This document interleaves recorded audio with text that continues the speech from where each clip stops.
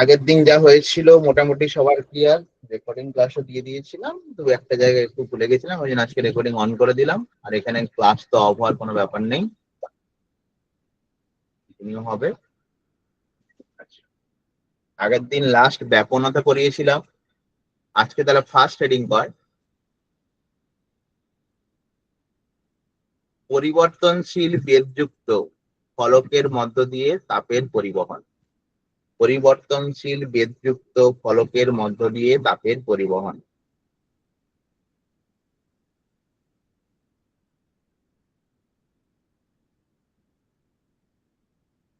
দাঁড়াতো,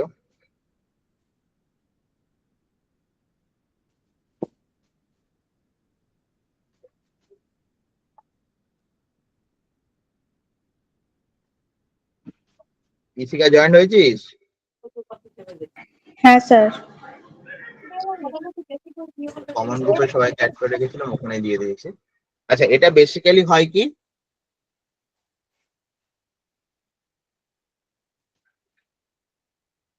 হ্যালো, হ্যাঁ হ্যাঁ বলুন। না, আমি একটু অনলাইন ক্লাস করাচ্ছি, একটু মানে দেখা করার থাকলে কি বলে 1টা-1:30টার পরে এলে ফ্রি থাকবো। হ্যাঁ, ও হ্যাঁ হ্যাঁ হ্যাঁ, ওটা পুজোর পরে বলছি অ্যাকচুয়ালি, এখন তো এই 2-1টা ক্লাস দিচ্ছি, ঠিক আছে। হ্যাঁ ঠিক আছে। হ্যাঁ হ্যাঁ হ্যাঁ হ্যাঁ, ঠিক আছে।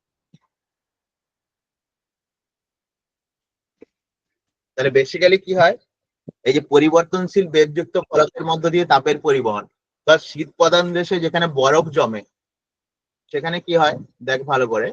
তার মানে আমার ধর জলের উপরে বরফ জমেছে, এই লেয়ারটা হচ্ছে ফার্স্ট আমার জমেছে। তো কালারিং করে দিই, তাহলে ফার্স্ট আমার এই লেয়ারটা জমেছিল। এবার যত সময় যাবে তত কি হবে, লেয়ারটা বাড়তে থাকবে। আর এখানে তো বরফের স্তরটা ফিক্সড না, সময়ের সঙ্গে সঙ্গে বরফের স্তরটাও বাড়বে। তাহলে যখন পরিবর্তন হচ্ছে তখন আমার কিভাবে পরিবহন হবে বা টাইমটা কত লাগবে, এই ব্যাপারগুলো আমরা ক্যালকুলেট করবো। তার মানে আগে ছবিটা এঁকে নেবো, এই জন্য পরিষ্কার দেখ, এখানে জল প্রথম এই স্তরটা জমেছিল, তারপর আমরা ধরে নেব যে টিটি সময়ে আবার এই স্তরটা জমেছে, এবং ওপরের উষ্ণতা অবশ্যই কি হবে, 0-র থেকে কম হতে হবে, তবেই কিন্তু বরফ জমলো। তাহলে আগে ছবিটা এঁকে ফেল, তারপরে আমরা পয়েন্ট টু পয়েন্ট ক্যালকুলেশন করবো। গুগল মিটেও যদি জয়েন হতে না পারে আর কিছু করার নেই, মানে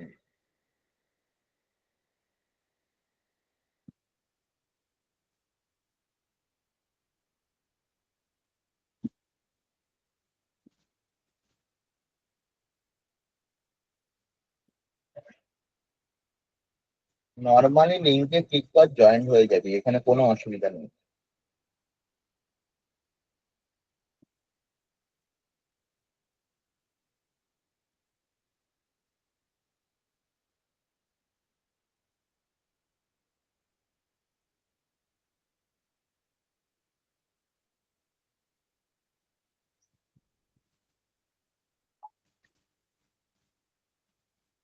ছবিটা হয়ে গেলে বলবি।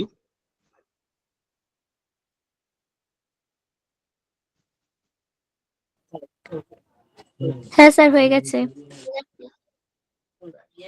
এবারে দেখ, আমরা একদম মানে থিওরি যেহেতু লিখতে হবে, আমাকে একদম পরিষ্কার করে লিখতে হবে। মানে প্রথম ছবির ব্যাখ্যা, তাহলে কি লিখেছি দেখ, ছবির ব্যাখ্যাতে যদি আসি, প্রথম বলেছি জলের ওপর জমা পাতলা বরফ স্তরের বেগ কত, এক্স। তাহলে প্রাথমিকভাবে কত ছিল, এক্স।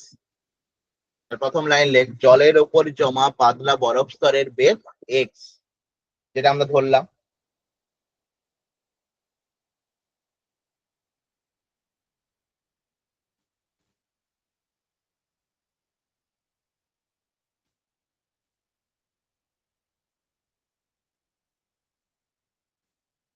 এবার যেহেতু পরিবর্তনশীল বলেছি, তার মানে কি সময়ের সঙ্গে সঙ্গে বেগটা পরিবর্তন হবে।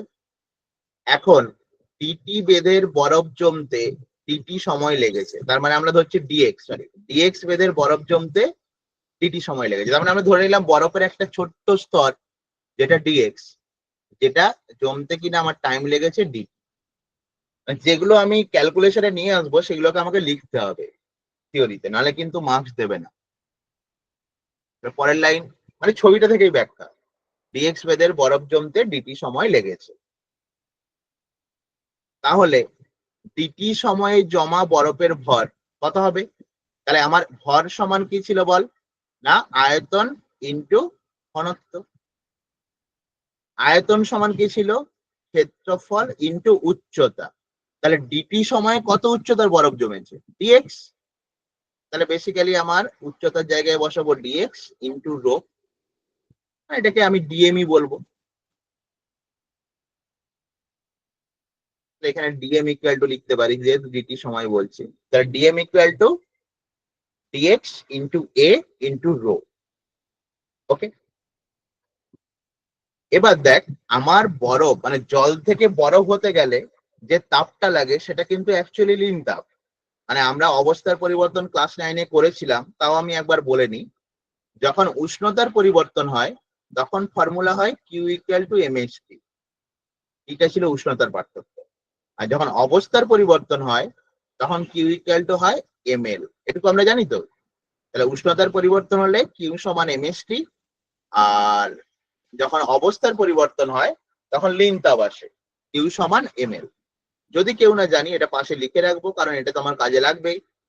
তাহলে এখানে আমার কোনটা কাজে লাগবে? এখানে আমার কাজে লাগবে সেকেন্ডটা, কারণ এখানে অবস্থার পরিবর্তন হচ্ছে। তাহলে এই জন্য পরের লাইন দেয়, বরফ গলনের লীন তাপ এল হলে ডিটি সময়ে জল কর্তৃক বর্জিত তাপ, জল তো তাপ বর্জন করবে তবে বরফ হবে। তাহলে ডিটি সময়ে জল কর্তৃক বর্জিত তাপ, যেহেতু আমি সবগুলো ডি দিয়ে লিখেছি তাহলে এখানে ডি কিউ। তাহলে ডি কিউ সমান অ্যাকচুয়ালি কি হবে? DM into L. এই লাইনটা আগে যোগ করে দিতে পারিস নিজেরা বোঝার জন্য। ডিকিউ সমান ডিএম ইন্টু এল। এবার এখানে ডিএম এর ভ্যালু আমি বসিয়ে দিচ্ছি। ডিএম সমান কত?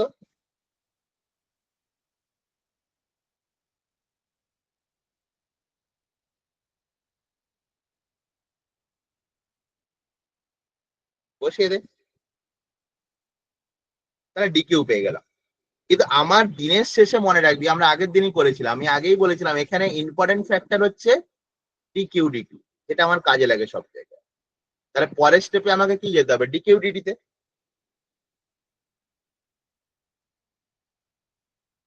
এই পর্যন্ত হয়েছে সবার? স্যার এখানে ডিকিউ সমান কি বসানো হয়েছে? মানে ডিকিউ সমান আমার কি? DM into L. দেখ কিউ সমান তো এম এল, তাহলে ডিকিউ সমান ডিএম ইন্টু এল। এবার ডিএমটা তো আমি আগে বের করলাম বসাবো বলে, ডিএম কত?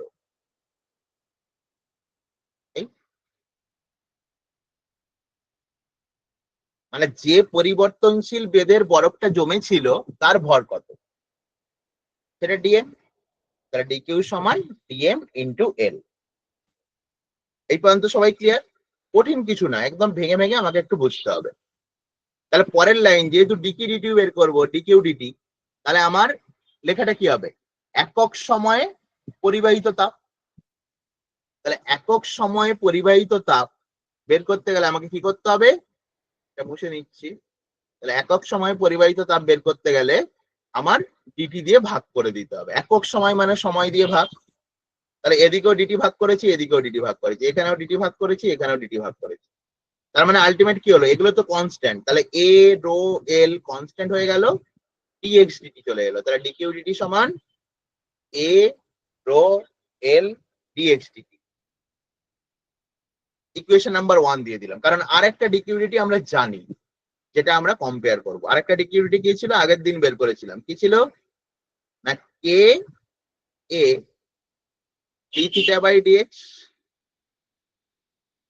তাই তো? এটা আমার জানা ছিল।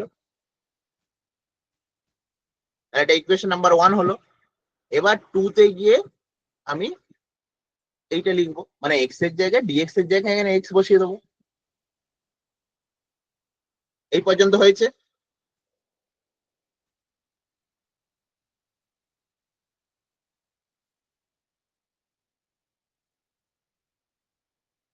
এবার দেখ, এই যে আবার বলে লিখেছি, মানে এটাকে যদি আমি লিখতে যাই, আমার এটা কি ছিল? দৈর্ঘ্য, প্রাথমিক দৈর্ঘ্য কত ছিল? দেখ, এক্স বেধের বরফটা ডিএক্স বেড়েছিল, তাহলে ডিকিউ ডিটি সমান কি হবে? এটাকে যদি আমি ভেঙে লিখি তাহলে আসছে কে এ, টেম্পারেচারের পার্থক্য কত না থিটা ডিভাইডেড বাই এক্স।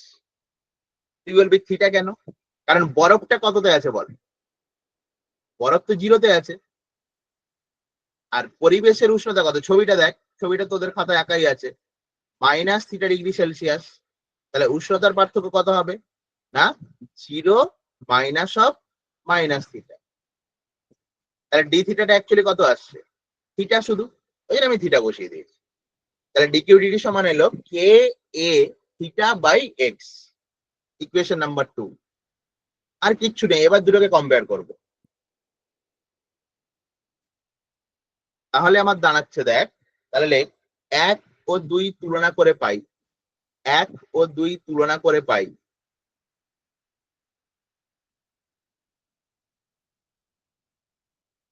এটা লিখে নিবি, এখানে লেখা নেই সব। 1 ও 2 তুলনা করে পাই, তাহলে আমরা লিখতেই পারি আগে যেটা পেয়েছিলাম আর এখন যেটা পেলাম, দুটো ইকুয়েশনকে কম্পেয়ার করলাম, তাহলে এটা ইকুয়াল টু এটা, কারণ দুটোই ডিকিউ ডিটি।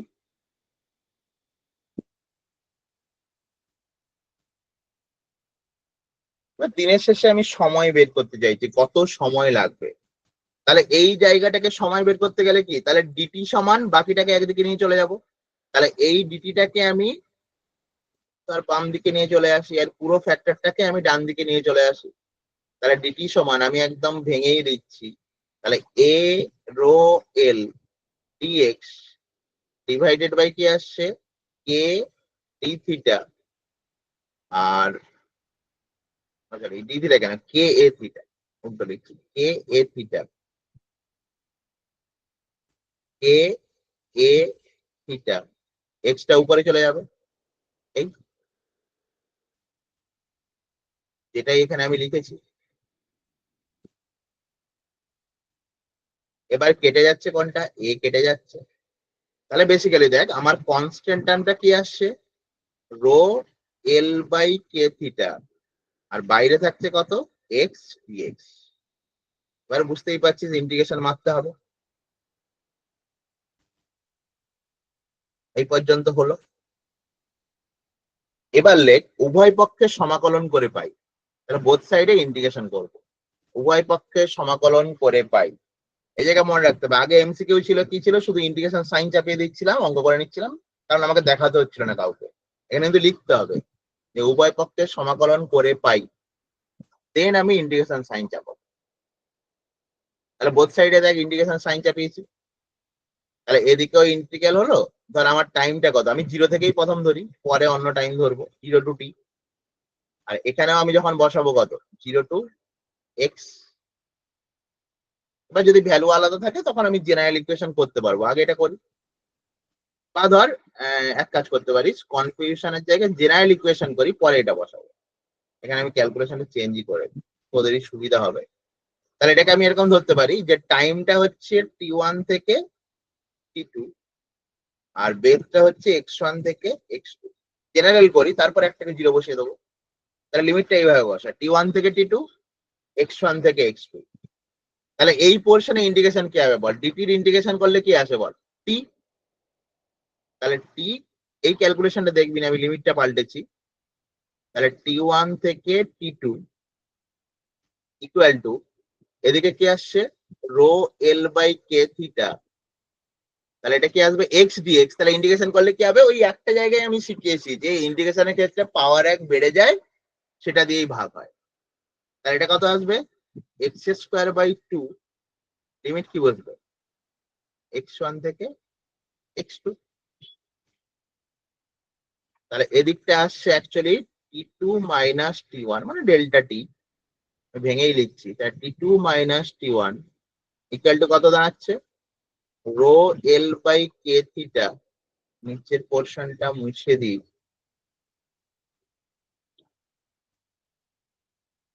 এতটা মুছলে হয়ে যাবে rho L by K theta. তাহলে এখানে 2টা বের করে দিই, 2 ছিল।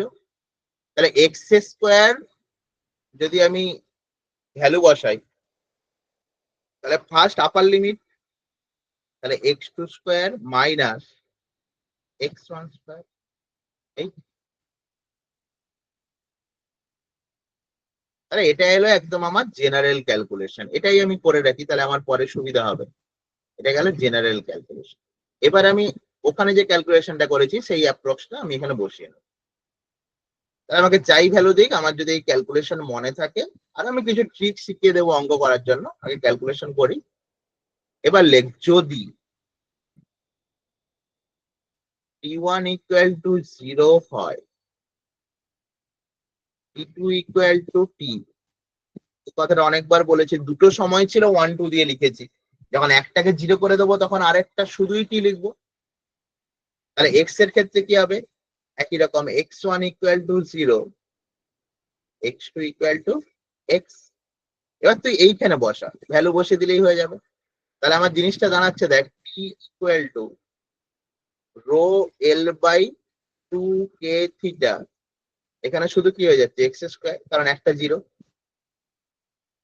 তাহলে জেনারেলটা করেই আমি এখানে এলাম, যেটা আমার এখানে লেখা আছে।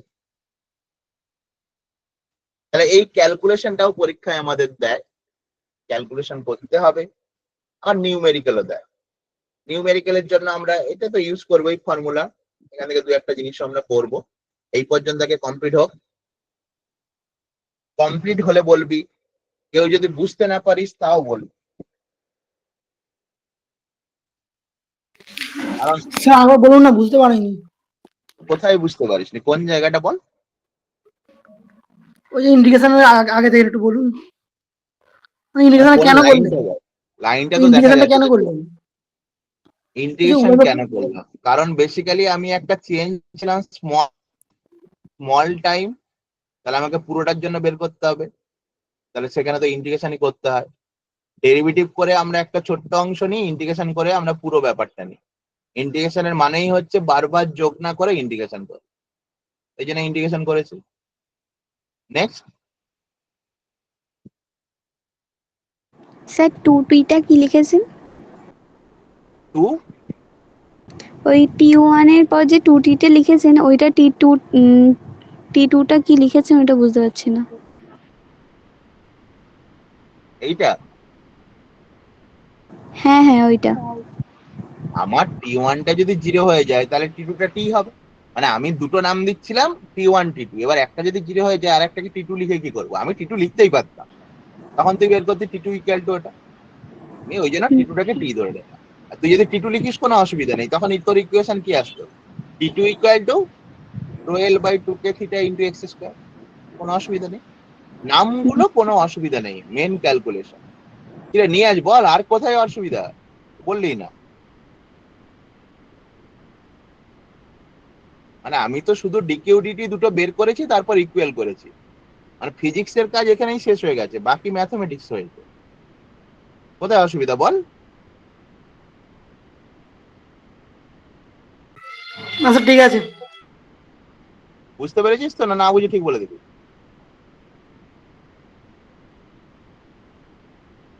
হ্যাঁ স্যার। হয়েছে এই পর্যন্ত। এবার যদি আমি আসি, দেখ আমি আগেই জেনারেলটা করে নিয়েছি, সুতরাং এখানে আমার জেনারেল ক্যালকুলেশন পরে করার কোনো দরকার নেই, আমি তোকে জেনারেল ক্যালকুলেশন দেখেই পরেরটা এসেছি।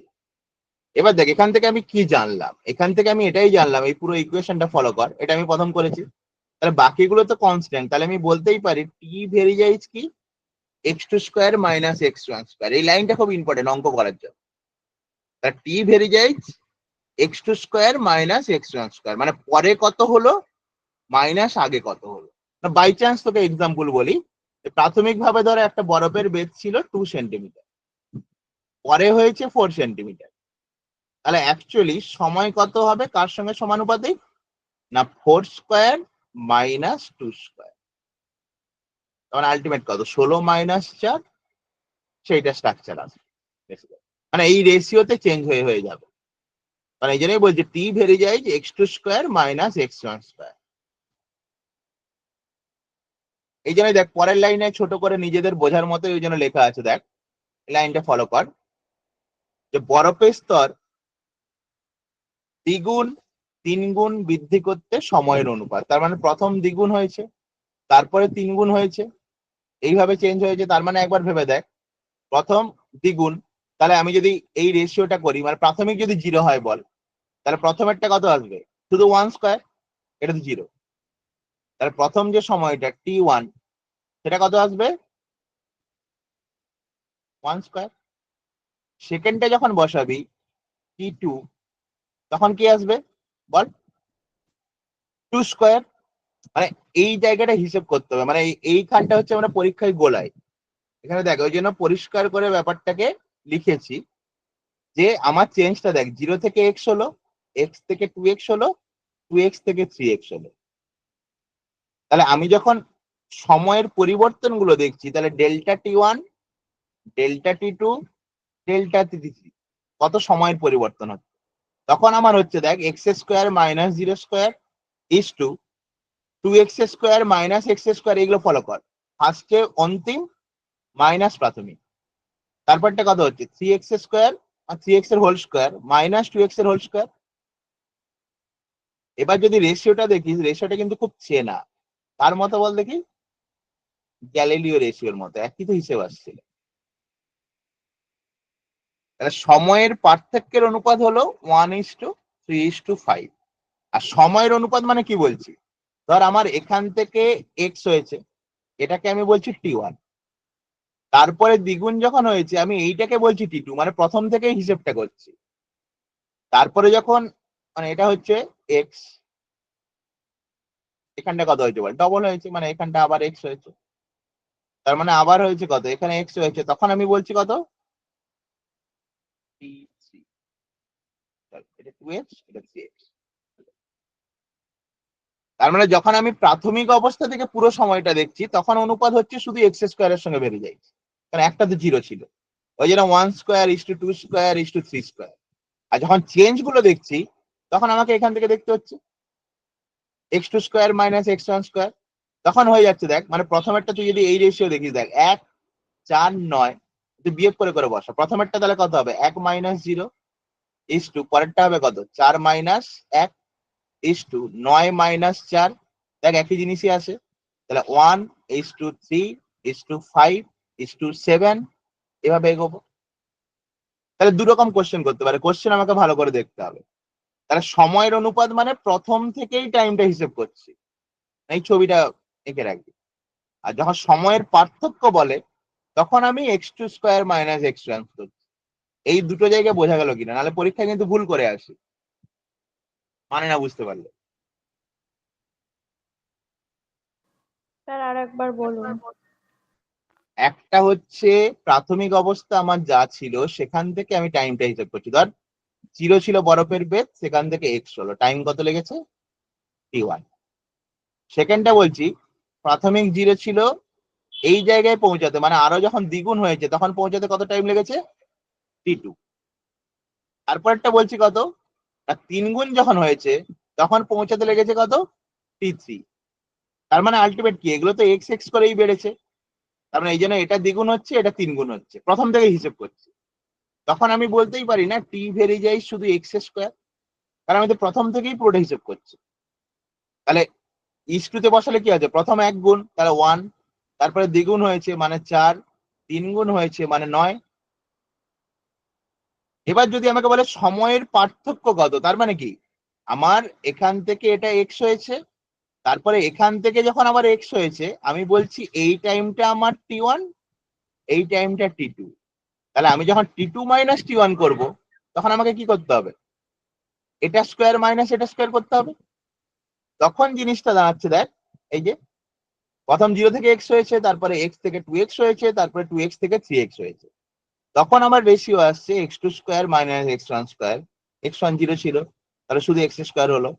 পরেরটা x3 square minus x2 square, তখন হলো কি 2x এর whole square minus x square, এই উপরে লিমিট গুলো আমি এই জন্য বসিয়েছি। তারপরে হলো কত, 3x এর হোল স্কোয়ার মাইনাস 2x এর হোল স্কোয়ার, সেটা কত দাঁড়ালো, 5x স্কোয়ার। এবার x স্কোয়ারটাকে আউট করে দিলে কত, 1:3:5।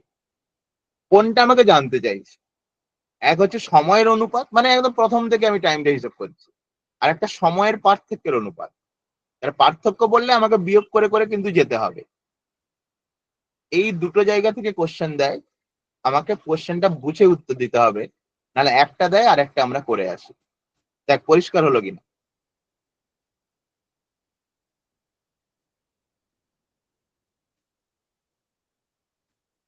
এখন যদি কারোর ডাউট থাকে বল, কোথায় ডাউট হচ্ছে বল। স্যার মাইনাসটা এলো কেন একটু বলতে পারেন? আমি ধর 4 মিটার গেলাম, তারপরে 6 মিটার গেলাম। এবার যদি বলা হয় যে 4 মিটারের পরে তুই কত দূরত্ব গেলি, তাহলে তুই কি করবি? 5 - 4 করবি না? হ্যাঁ স্যার। আমি মানে স্যার একটা পার্থক্য হচ্ছে আর একটা মানে কত সময় লাগে সেটা হিসাব হ্যাঁ। তাই তো স্যার? কত সময় মানে প্রথম থেকে পুরোটা হিসেব করছি, আর একটা হচ্ছে পার্থক্য দেখছি। তার মানে এক্স থেকে 2x হতে কত, 2x থেকে 3x হতে কত, তখন মাইনাস করতে হচ্ছে না। হ্যাঁ স্যার, ঠিক আছে স্যার, বুঝতে পেরেছি। মানে দুটো মানে পোর্শন কোশ্চেন আমাকে। সময়ের পার্থক্য, হ্যাঁ, সেকেন্ডটা হচ্ছে সময়ের পার্থক্য আর সময়ের আগে। পার্থক্য, আর প্রথমেরটা হচ্ছে মোট সময়। ও তাহলে আচ্ছা। প্রথম দ্বিগুণ হতে কত লাগছে, 3 গুণ হতে কত লাগছে, তার মানে সেটা প্রথম থেকে হিসেব করছি। আর এটা হচ্ছে কি না, প্রাথমিক অবস্থানে যখন এক্স হয়ে গেল, এক্স এর পর থেকে 2x হতে কত সময় লাগছে, 2x এর পর থেকে 3x হতে কত সময় লাগছে। ক্লিয়ার? হ্যাঁ স্যার ঠিক আছে। হ্যাঁ স্যার। এখানে কিন্তু কোশ্চেন মানে ওই জন্য ম্যাক্সিমাম ভুল করে যদি এই জায়গাটা না ভেঙে বুঝে যায়। নিউমেরিক্যাল করতে গেলে এই জায়গাটা আমার কাজে লাগবে।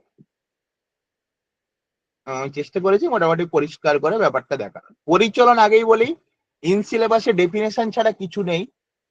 আর একটু বলে দিচ্ছি, ওই যে স্থলবায়ু বইটা একটু পড়ে নিতেই পারবি, তোরা তো ভূগোল একদম বিশাল বিশাল নাম্বার পেয়েছিস সব, 99, 98, তার নিচে তো নাম্বারই দেখিনি। স্যার কেউ না পড়লেও ভূগোলে বেশি নাম্বার পায়। সেটাই তো, তাহলে স্থলবায়ু, সমুদ্র বায়ু এই জায়গাটা একটু দেখে নিবি, ভূগোলেই আমরা পড়েছিলাম। দু একটা জেনারেল কোশ্চেন দিতে পারে, নালে পরিচালনে খুব একটা আর কিছু নেই। ডেফিনেশন আর এটা তোরা জানিস বলেই আমি আর খুব একটা আলোচনায় যাচ্ছি না। সায়েন্স না পড়লেও ভূগোল টুগোল প্রচুর করে পড়েছিস মাধ্যমিকে, নাম্বার দেখেই তো সব 95 এর নিচে তো ভূগোল নেই না, এত পড়াশোনা করে তো। বেসিক্যালি পরিচালনের তাহলে ডেফিনেশন কি হবে, প্রথম দিনই বলেছিলাম, ওই যে টেবিল ল্যাম্পটা দেখিয়ে বললাম। তাহলে পরিবহন মানে সেখানে কি হবে, কণাগুলোর কোনো স্থানচ্যুতি ঘটবে না, কিন্তু তাপটা এক জায়গা থেকে অন্য জায়গায় চলে যাবে। আর পরিচলন মানে সেখানে কণাগুলোই হচ্ছে তাপটাকে বহন করে নিয়ে যাবে।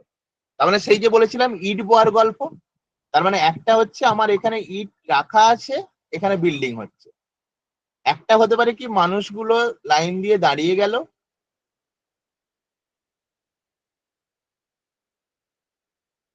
এবার কি হলো, এ এখান থেকে ইটটা নিল, এখান থেকে এর হাতে ধরালো, এর হাতে ধরালো, কেউ কোনো দিকে যাচ্ছে না, এর হাতে ধরালো, এর হাতে ধরালো, তারপরে বিল্ডিং এ পৌঁছে গেল। এই ব্যাপারটা হচ্ছে পরিবহন। আর যখন পরিচলন হবে, তার মানে মাথা মোটার মিস্ত্রি, তখন কি হয় না, এ কি করছে, এখান থেকে ইটটাকে মাথায় নিয়ে এখানে যাচ্ছে, আবার আসছে, আবার নিয়ে যাচ্ছে, আবার ফিরে আসছে, তাহলে সেটাকেই বলছি পরিচলন। তার মানে এখানে কণাগুলোই তাপটাকে এক জায়গা থেকে অন্য জায়গায় নিয়ে যাবে।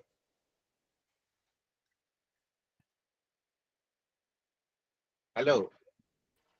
হ্যাঁ স্যার। হ্যাঁ মেসে আছে, আমি একটু অনলাইন একটু পরে ফোন করছি, অনলাইন ক্লাস। তার মানে ডেফিনেশন দেখ, তাপ সঞ্চালনের যে পদ্ধতিতে পদার্থের অণুগুলি উষ্ণতর স্থান থেকে শীতলতর স্থানে তাপ বয়ে নিয়ে যায়, তাহলে এখানে অণুগুলোই তাপ বহন করে। এর ডেফিনেশন আর স্থলবায়ু সমুদ্রবায়ু একটু দেখে নিবি। পরিচলন আমাদের বেশি কিছু নেই, কিন্তু বিকিরণ প্রচুর আছে। তার মানে পরিবহন আর বিকিরণ নিয়ে কিন্তু মেন চ্যাপ্টার। এবার আসছে বিকিরণ। বিকিরণটা পরে আগের দিন বলেছি। সংখ্যাটা একটু বাকি লাস্টে। বিকিরণ আগের দিনই বলেছিলাম যে তুই টেবিল ল্যাম্পের কাছে বসে আছিস, তোর একটা তাপ অনুভব হচ্ছে, তাহলে সেটাই হচ্ছে বিকিরণ।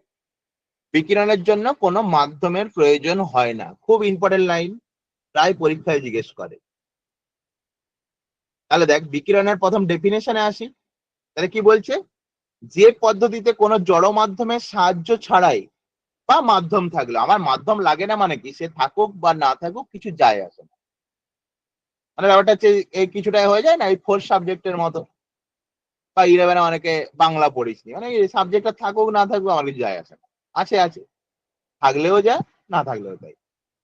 কারণ এই জন্যই বলা আছে যে পদ্ধতিতে কোনো জড় মাধ্যমের সাহায্য ছাড়া বা মাধ্যম থাকলেও তাকে উত্তপ্ত না করে অত্যন্ত দ্রুততার সঙ্গে তাপ সঞ্চালিত হয়, তার মানে বিকিরণ প্রক্রিয়াটা কিন্তু খুব দ্রুত হয়। প্রথম ডেফিনেশনটা লেখ। আর ফার্স্ট কথা আমি ডেফিনেশন গুলো পরিষ্কার করে এই জন্যই লেখাচ্ছি, কারণ ডেফিনেশন লিখতে গিয়ে অনেক ভুল ভাল হয় তোদের, একদম প্রপার যাতে কোনো পয়েন্ট মিস না যায় সেইভাবে কিন্তু আমাকে ডেফিনেশন লিখতে হবে, নাহলে কিন্তু ওই হাফ হাফ করে কেটে নিলেও অনেক মার্কস কমে যাবে। অভ্যাসটা একদমই নেই, প্রথমের দিকে একটু অসুবিধা হবে, ওই জন্যই আমি জাস্ট ডেফিনেশন গুলো একদম পরিষ্কার করে লিখিয়ে দিই, পরের দিকে হয়তো দুই একটা পড়ে নিতে বলতে পারি, তোকে অভ্যাস আসো। এবার দেখ, এর মেন আমরা প্রথম যেটা পড়বো সেটা হচ্ছে প্রিভোস্টের তাপ বিনিময় নীতি। নামটা শুনে মনে হচ্ছে মারাত্মক কিছু একটা পড়ে নেবো, বিশ্বাস কর ওটা তুইও বলতে পারিস, তুই ভাবনা চিন্তা করিস নি বলে বলতে পারিস। হ্যাঁ, বেকার কথা একটা বলেছিল বেসিক্যালি, তোর মানে তোকে যদি নীতিটা বলে দিই তুই বলবি ও এইটা বলেছিল, এটা তো আমি এমনিও জানি, শুধু লোককে বলি। এই হচ্ছে ব্যাপার। তাহলে ফার্স্ট হেডিং কর প্রিভোস্টের তাপ বিনিময় নীতি, কিন্তু নামটা শুনে মনে হয় কিছু একটা করে ফেলেছিল জীবনে। হ্যাঁ, কিছু তো কনসেপ্ট অবশ্যই আছে, ওদের থেকেই আমরা জেনেছি, কিন্তু ব্যাপারটা মারাত্মক কিছু এটা বলে ফেলেনি, এই জন্য এরা একদম ফেমাসও হয়নি বিষয়। তাহলে ও প্রথম যে কথাটা বলেছিল পরে লেখা আছে 0°C ছাড়া যে কোনো উষ্ণতায় বস্তু কিন্তু তাপ বিকিরণ করে। এই জন্যই দেখ প্রথম লেখা আছে, যদি চলে আসি, বলছে বস্তু সব উষ্ণতাতেই তাপ বিকিরণ করে, বস্তু দ্বারা তাপ বিকিরণের হার পারিপার্শ্বিক কোনো বস্তুর উপস্থিতির উপর নির্ভর করে না। তাহলে তুই যদি একটা টেবিল ল্যাম্পের পাশে ওই ল্যাম্পটার পাশে তুই যদি অন্য কিছু একটা বস্তু রাখিস, ধর আগুন জ্বালিয়ে দিস, তাহলে কি ওর তাপ বিকিরণের হার কমে যাবে, বেড়ে যাবে? না, ও তো মাধ্যমের উপর ডিপেন্ডই করে না। তাহলে পরিষ্কার কথা এই জন্য বলা হচ্ছে তাপ বিকিরণের হার পারিপার্শ্বিক কোনো বস্তুর উপর নির্ভর করে না। তাহলে কার উপর নির্ভর করে? অবভিয়াসলি ওই বস্তুর তাপমাত্রার উপর নির্ভর করবে। তাপমাত্রা বেশি হলে বিকিরণ বেশি করবে, কম হলে কম করবে। তাহলে নির্ভর করে কার উপর? না বস্তুর তাপমাত্রার উপর এবং বস্তুটির পৃষ্ঠতলের অবস্থা ও প্রকৃতির উপর। তাহলে ওর পৃষ্ঠতল কেমন হবে তার উপর কিন্তু নির্ভর করবে, সেটা মসৃণ না অমসৃণ তার উপর কিন্তু বিকিরণ নির্ভর করে। মানে অনেকটা আলোর মতো ভাবতে পারিস, যেমন হয় এখানেও আমরা প্রতিফলন পড়বো, এখানেও আমরা প্রতিসরণ পড়বো, আসছি আস্তে আস্তে। তার প্রথম যে লাইনটা আমরা লিখবো তারপরে শর্তগুলো লিখবো। তার প্রিভোস্ট বললো যে সোজা কথা বুঝে নাও যে বস্তু সব উষ্ণতাতেই তাপ বিকিরণ করে এবং সেই তাপ বিকিরণের হার পারিপার্শ্বিক কোনো বস্তুর উপস্থিতির উপর নির্ভর করে না। তাহলে কাদের উপর নির্ভর করে? না নির্ভর করে বস্তুর উষ্ণতা এবং বস্তুটির পৃষ্ঠতলের অবস্থা ও প্রকৃতির উপর। এই হচ্ছে প্রিভোস্টের নীতি। তার প্রিভোস্টের তাপ বিকিরণ নীতি যদি বলে আমাকে 1 মার্ক দিয়ে দেয়, আমি এইটুকু লিখলেই কিন্তু নাম্বার পাবো, তখন শর্ত ফর্ত লেখার দরকার নেই। এবার যদি কোশ্চেনে বলে যে প্রিভোস্টের শর্তগুলি কি কি বা প্রিভোস্টের নীতির শর্তগুলি কি কি, তাহলে ও যে এই ব্যাপারটা বলেছিল এটা কোনো কিছুর উপর একটা বেস করে বলেছিল, আর সেই শর্তগুলো কি সেটা আমরা পরে আসি। তাহলে এটা আগে লিখে নে, তারপরে আমি শর্তে আসি। আগেই বলেছি, বারবার যে কথাটা বলছি, খুব সোজা সেকেন্ড সেমিস্টারের ফিজিক্স, শুধু একটু বুঝতে হবে। ব্যাপারগুলো বুঝে গেলে তুই নিজের মতো লিখতে পারিস, এবং নিজের মতো লিখতে গেলে কিন্তু বারবার আমি বলছি তো স্যার এটা লিখিয়ে দিলে খুব ভালো কথা, এটা আমি লিখতে পারলে খুব ভালো, তো এখান থেকে যদি আমার পয়েন্ট কিছু মিস হয়ে যায় তাহলে মার্কস যাবে। এই জন্য বারবার বলছি বই পড়। আর আমি যখন স্যারের লেখাটা পড়লাম, বইয়ে যেটা লেখা আছে পড়লাম, বা অন্য কোনো একটা বই উল্টে দেখলাম, তখন আমার নিজে থেকে একটা আইডিয়া হয়ে যাবে যে আমি নিজে থেকে লিখতে পারি। তখন যখন আমি লিখবো দেখবি সেই লেখাটা অনেকটা গুছিয়ে হবে।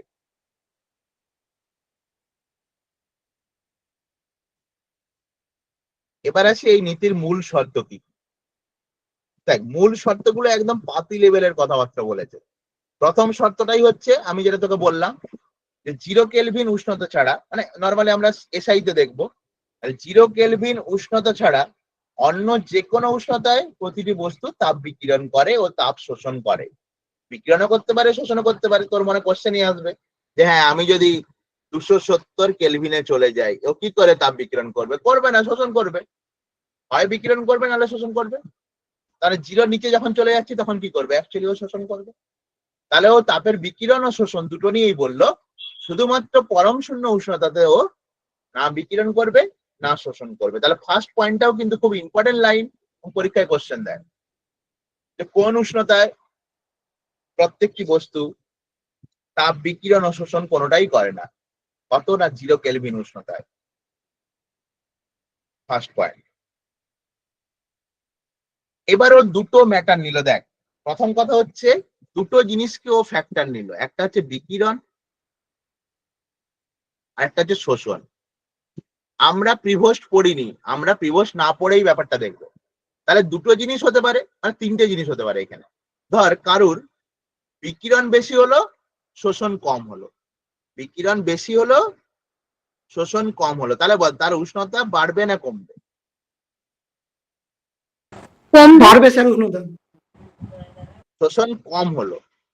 আগে ব্যাপারটা বল, তোর পুজোতে ইনকাম হলো 50,000 আর খরচা হলো 1 লাখ, তাহলে তোর টাকা বাড়বে না কমবে? কমার কথা। কমবে, কারণ আমার আয়ের থেকে ব্যয় বেশি হয়ে গেছে। বিকিরণ করা মানে কি? ও ছেড়ে দিচ্ছে, আর শোষণ করা মানে ও নিচ্ছে। তাহলে শোষণ যদি কম হয়, বিকিরণ যদি বেশি হয়, তাহলে অবভিয়াসলি বস্তুর উষ্ণতা কি হবে? কমবে। তার মানে বস্তুটা শীতল হবে, আর শীতল হয়ে যাওয়া মানে কি? উষ্ণতা কমবে। তাহলে দেখ সেকেন্ড পয়েন্ট এটাই লেখা আছে, মানে এটাই বলেছিল। মারাত্মক কিছু ব্যাপার বলে দেয়নি প্রিভোস্ট, তুই ভাবলে তুইও বলতে পারতি। নিজেরা লেখা আছে, দেখ কোনো বস্তুর তাপ বিকিরণ পারিপার্শ্বের থেকে ও তাপ শোষণ অপেক্ষা বেশি হলে, তাহলে বিকিরণ বেশি শোষণ কম, তাহলে বস্তুটা শীতল হবে, আর শীতল হওয়া মানে উষ্ণতা কমবে। বাট পরের পয়েন্ট আমি আর লিখিনি, পুরোটাই একে কপি করব, তাহলে উল্টোটা লিখবো। তাহলে সেখানে কি লিখবো? বিকিরণ যদি কম হয়, শোষণ যদি বেশি হয়, তাহলে কি হবে? উষ্ণতা বাড়বে, তাহলে বস্তুটা কি হবে? উষ্ণ হবে, আরো বেশি ওর তাপমাত্রা বাড়বে। ক্লিয়ার? তাহলে 2 নম্বর আর 3 নম্বর পয়েন্ট লিখে ফেল, ব্যাপারটা বুঝলে তো কোনো অসুবিধা নেই।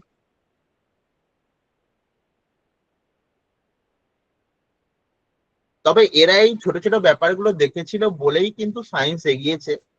আজকে আমরা বলতে পারি যে আমি সায়েন্সের স্টুডেন্ট, এদের জন্য। আমরা তো কিছু করিনি জীবন, আমরা কিছু করেছি সায়েন্সের জন্য? কিছুই করিনি। আমরা খালি পড়াশোনা করি আর জীবনে একটা মোটা টাকার ইনকাম করব, জীবনে ভালো থাকবো। সায়েন্সের জন্য কিছু করিনি, তবে ইন্ডিয়া থেকে তো খুবই কম। সাউথের দিকে তবু একটু ডেভেলপ হয়।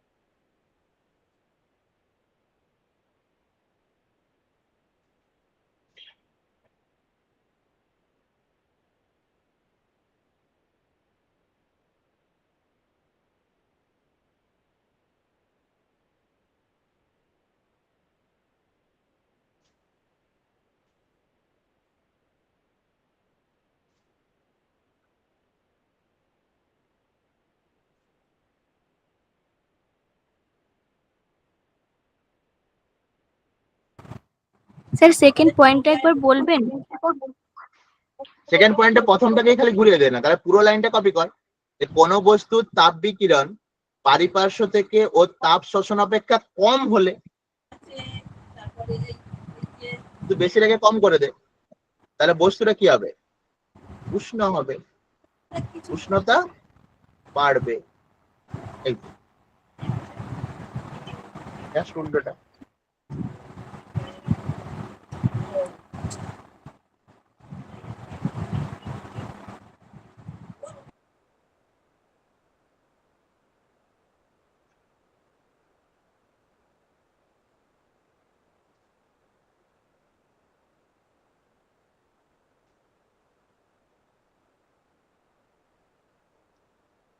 পুজোতে 5 দিন ছুটি পাচ্ছিস, যেটুকু পড়ানো হলো আমাদের সব ব্যাচ মিলে, সেটুকুই পরীক্ষা নেবো। দুটো জায়গা নিয়ে, অনলাইন অফলাইন নিয়ে। পুজোর পরেই কিন্তু পরীক্ষা নেবো, সুতরাং ফিজিক্স পড়তে হবে। কেউ ঘুরতে যাবি, ফিজিক্স বই আর খাতা নিয়ে যাবি। কেউ বাড়িতে ঠাকুর দেখতে যাবি, ভালো কথা, বিকেল বেলা সন্ধ্যাবেলা বেরোবি। সকালবেলা কিছু নেই, সকালবেলা ঠাকুরও মুখ ঢাকিয়ে দেখে না কারো, সকালে ফিজিক্স পড়বি। তবেই বিকেল আর সন্ধ্যায় গেলে ঠাকুর আশীর্বাদ করবে। আর যদি দেখে সারাদিন ওরকম ঘুমিয়ে খেয়ে ঠাকুর দেখতে গেছিস, এমনি দিনের শেষে আমরা কি ঠাকুর দেখতে যাই? অর্ধেক প্যান্ডেলে তো ঠাকুরের মুখই দেখে নিল, প্যান্ডেল দেখতে যায়। কি আজব ব্যাপার।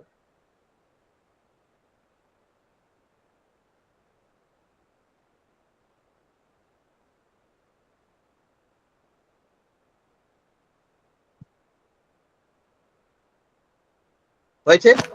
স্যার হ্যাঁ, পয়েন্ট এটা একবার বলুন, পয়েন্ট এ। পয়েন্ট এতে বলা আছে এটা তো পরম শূন্য উষ্ণতা, এখানে কিছু হবে? এই জন্যই বলা আছে 0 কেলভিন উষ্ণতা ছাড়া সব উষ্ণতাতেই বিকিরণ ও শোষণ করে। পরম শূন্য উষ্ণতাতে কিছু হবে না। এবার তুই নর্মালি মনে রাখবি যে কেলভিন দিয়ে যদি বলি তাহলে 273 বেশি হলে তো কি করবে? বিকিরণ করবে, আর এর থেকে কম হলেও শোষণ করবে। ক্যালোরিমিতির মূলনীতি তো উষ্ণ বস্তু থেকে শীতল বস্তুতে তাপ যাবে, এটুকুই তো আমার জানা। পড়েছিলাম তো 9-এ ক্যালোরিমিতির মূলনীতি নিয়ে আজ। হ্যাঁ স্যার, কিন্তু মনে নেই। ও আগেই তুই বলে দিলি, এখন মনে নেই, মানে জানিস এর পরেই বলবে বল। এগুলো পড়াশোনায় লাগলে না অনেক কিছু হতো। কে বলতে পারবি ক্যালোরিমিতির মূলনীতি?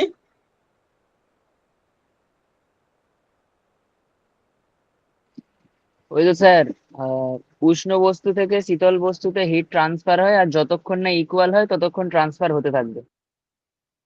একদম। তার মানে দুটি ভিন্ন উষ্ণতার বস্তুকে পাশাপাশি রাখলে উষ্ণ বস্তু থেকে শীতল বস্তুতে তাপ যাবে, এবং এই তাপ ততক্ষণই যাবে যতক্ষণ না দুজনের সমান হয়। মানে সমান হয়ে যায় মানে সাম্যাবস্থা। আরে তাপের গল্প যা, এই জায়গাটা মনে রাখলেই তো হয়, যে কোনো সময় জিজ্ঞেস করলে যেন বলতে পারি। ঝর্ণা দেখেছিস নিয়াজ? ঝর্ণা, হ্যাঁ স্যার দেখেছি। ঝর্ণাতে জল কেন নিচে পড়ে বল দেখি?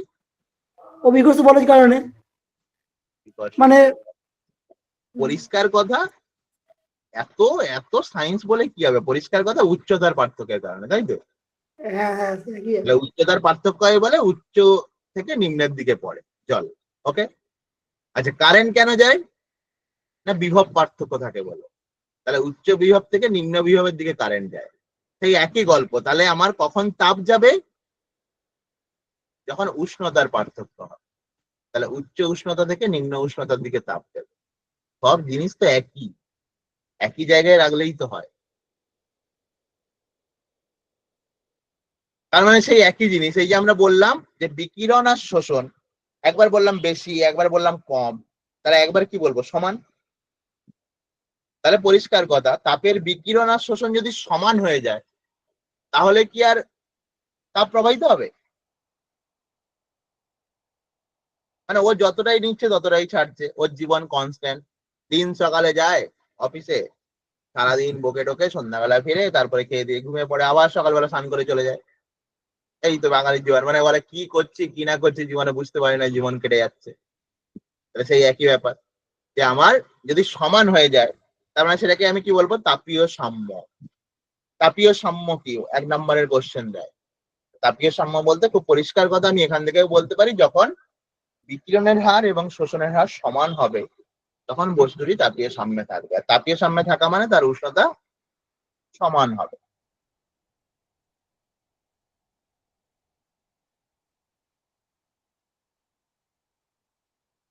এরকম হয় না যে কোনো মানুষের ধর ব্যাংক ব্যালেন্স আছে 2 লাখ টাকা আছে, বেচারি মাসে 2 লাখ আছে মানে মাসে ধর 30,000 ইনকাম করে, 30,000 ধরলাম, তো প্রতি মাসে 30,000 ইনকাম করে, 30,000 খরচা করে দেয়। তার 2 বছর পরেও দেখছে 2 লাখ, তার 4 বছর পরেও দেখছে 2 লাখ তার সেভিংস, আর যা আসে তাই খরচা হয়ে যায়। তাহলে অ্যাকচুয়ালি কি? তার সাম্য অবস্থা ওটাই তার আছে, কারণ উষ্ণতা হচ্ছে এক।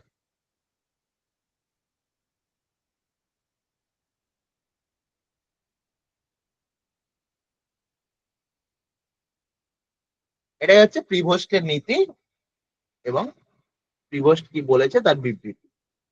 খুবই সোজা জিনিস, পরীক্ষায় প্রায় আসে, আমাদের লিখতে হবে। এবার আমরা কতগুলো টার্ম সম্পর্কে আইডিয়া করতে হবে। তাপ সংক্রান্ত কয়েকটি রাশি, হেডিং কর, তাপ সংক্রান্ত কয়েকটি রাশি।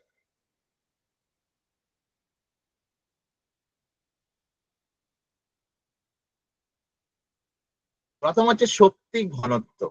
কথাটা আগেও বলেছি, মানে এই জিনিসটা সব থেকে ভুল, যে ঘনত্ব সমান ভর বাই আয়তন।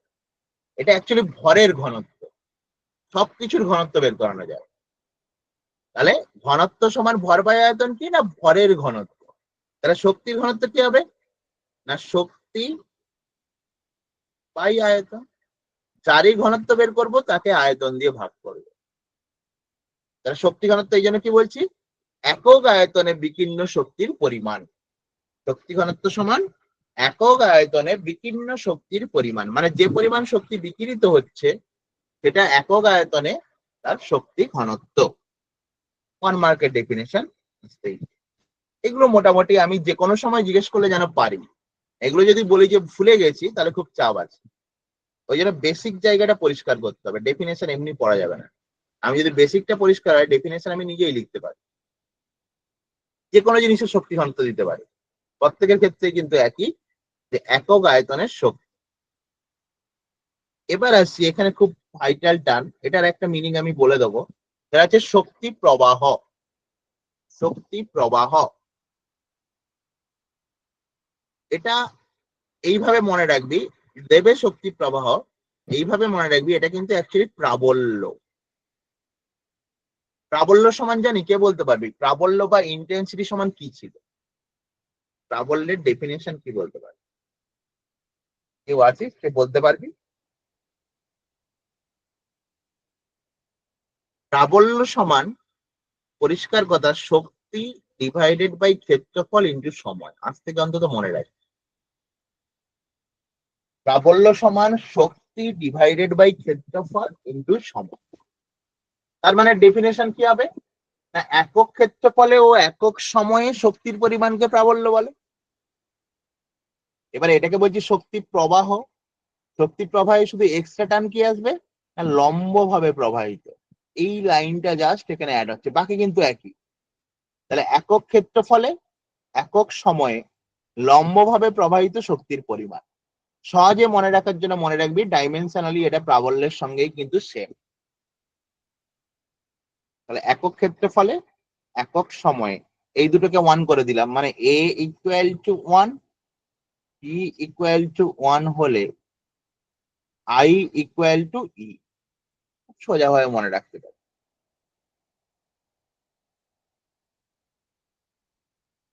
শক্তি প্রবাহের ডেফিনেশন হলো। এইবার আরেকটু ডেপথে আমরা যাব, তখনই একটা চ্যাপ্টার আমাদের সোজা হবে যখন চ্যাপ্টারটা লাইন বাই লাইন আমরা বুঝবো। উপরে উপরে পড়ে গেলে কিন্তু সোজার জায়গায় কঠিন হয়ে যাবে। তাহলে বিস্তার লেখার আগে আমি আগে প্রাবল্যতে যাই, কারণ এক্ষুনি প্রাবল্যটা পড়ে এলাম আমরা।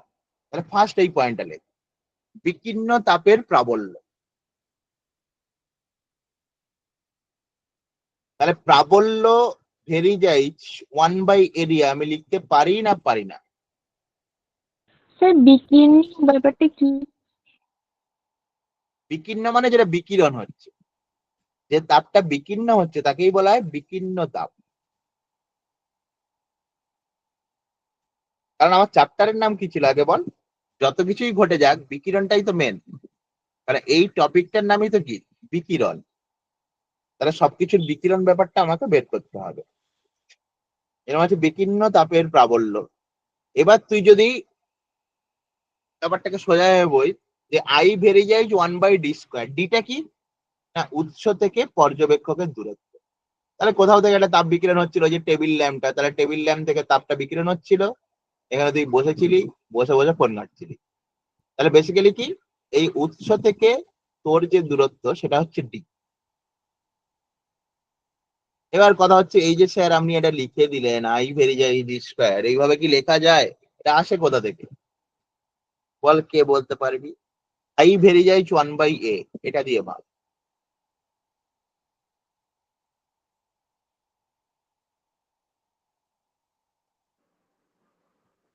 স্যার দৈর্ঘ্য স্কোয়ার করে ক্ষেত্রফলটাকে দৈর্ঘ্যের আকারে লিখে। তার মানে এইখানে একটা জিনিস একটু সোজাভাবে ভাব, যে আমার একটা বিন্দু উৎস, তাহলে এই বিন্দু উৎসটাকে যদি আমি জিওমেট্রিক্যালি কোন ফিগার দিয়ে এটাকে গাঢ় করতে পারি?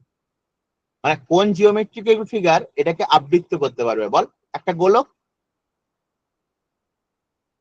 আর একটা বিন্দু উৎসকে একটা গোলকে কিন্তু আবৃত্ত করতে পারবে। তাহলে পরিষ্কার কথা, এর ক্ষেত্রফল কত? হ্যাঁ, 4πr²। এখানে 8টাই তো ডি। তার মানে বেসিক্যালি দেখ, আমি যদি বসাই তাহলে আই ভেরি যাই 1/d² হচ্ছে তো।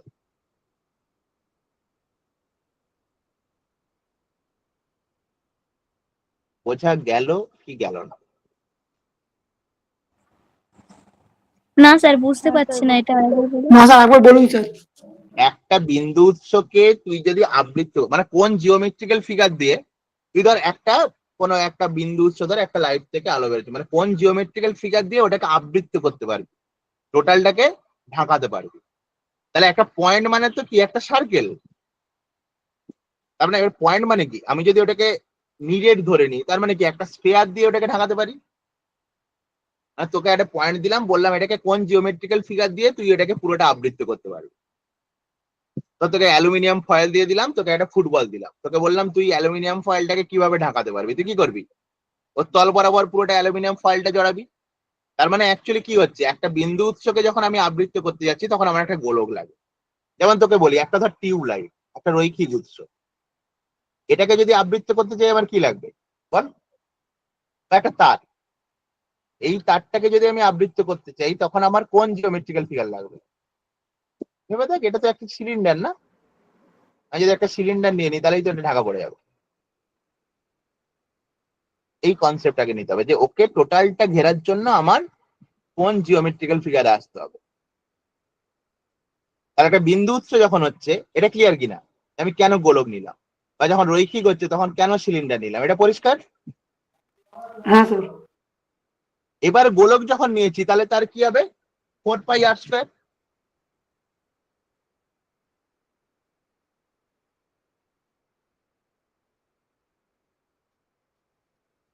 এবার আটটা কোনটা, যেটা কিনা উৎস থেকে পর্যবেক্ষকের দূরত্ব। কারণ এখানেই ধর উৎসটা ছিল, বিন্দু উৎস বলছি, আর তুই এখানে বসে বসে ফোন ঘাটছিলি। তার মানে আলটিমেট এটাই তো আমার ডি। তার মানে এই গোলকের ব্যাসার্ধ, মানে এই দূরত্বটাকে কেন্দ্র করেই তো গোলকটা নেওয়া হয়েছে। তার মানে অ্যাকচুয়ালি ক্ষেত্রফল কি দাঁড়াবে, 4πd²। তাহলে এবার আমার তো, আমি শুরু থেকেই তোকে বলে আসছি কি, আই ভেরি যাইজ 1/a, তুই বসিয়ে দে। তাহলে আই ভেরি যাইজ 4π তো কনস্ট্যান্ট, তাহলে আই ভেরি যাইজ 1/d² লিখতে পারি তো?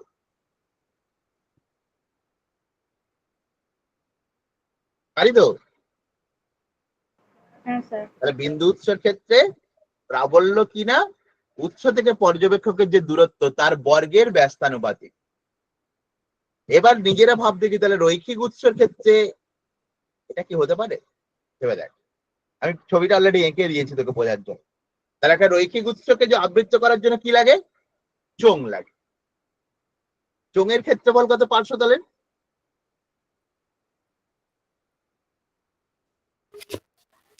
এই এই এই 8টাই অ্যাকচুয়ালি কত হবে বল, ডি।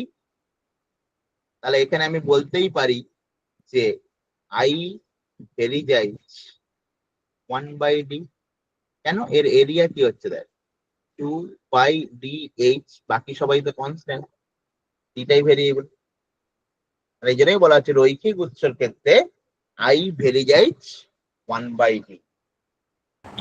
স্যার, এগুলো ব্যস্তানুপাতে কেন পরিবর্তন হচ্ছে? কারণ আমার এই যে এইটা মাথায় রাখ না, এটা তো একটু আগে করে এলাম।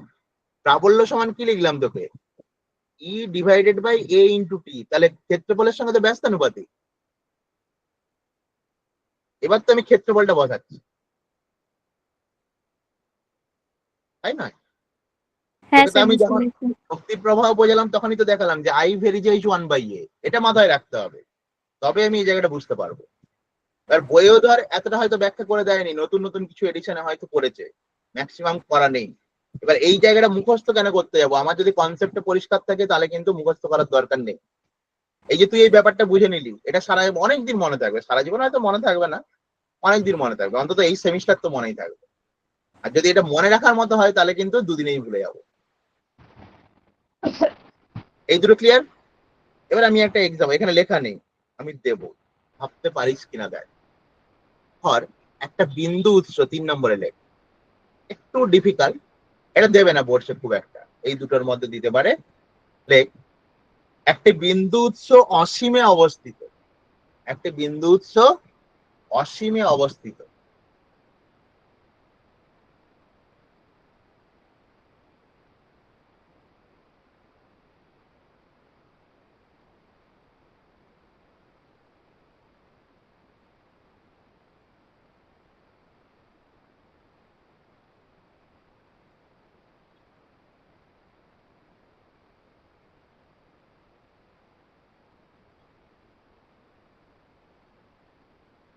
তখন রিলেশন তাহলে কি হবে? সোজা সোজা হয়ে ভাববি, মানে তোকে এখানে একটা গল্প বলে দিলে তুই উত্তরটা দিয়ে দিতে পারবি, তাকে নিজের একটু ভাব। ফিজিক্স পড়তে গিয়ে যদি ব্রেনের কালচারই না হলো, তাহলে ফিজিক্স পড়ার কোনো দাম নেই।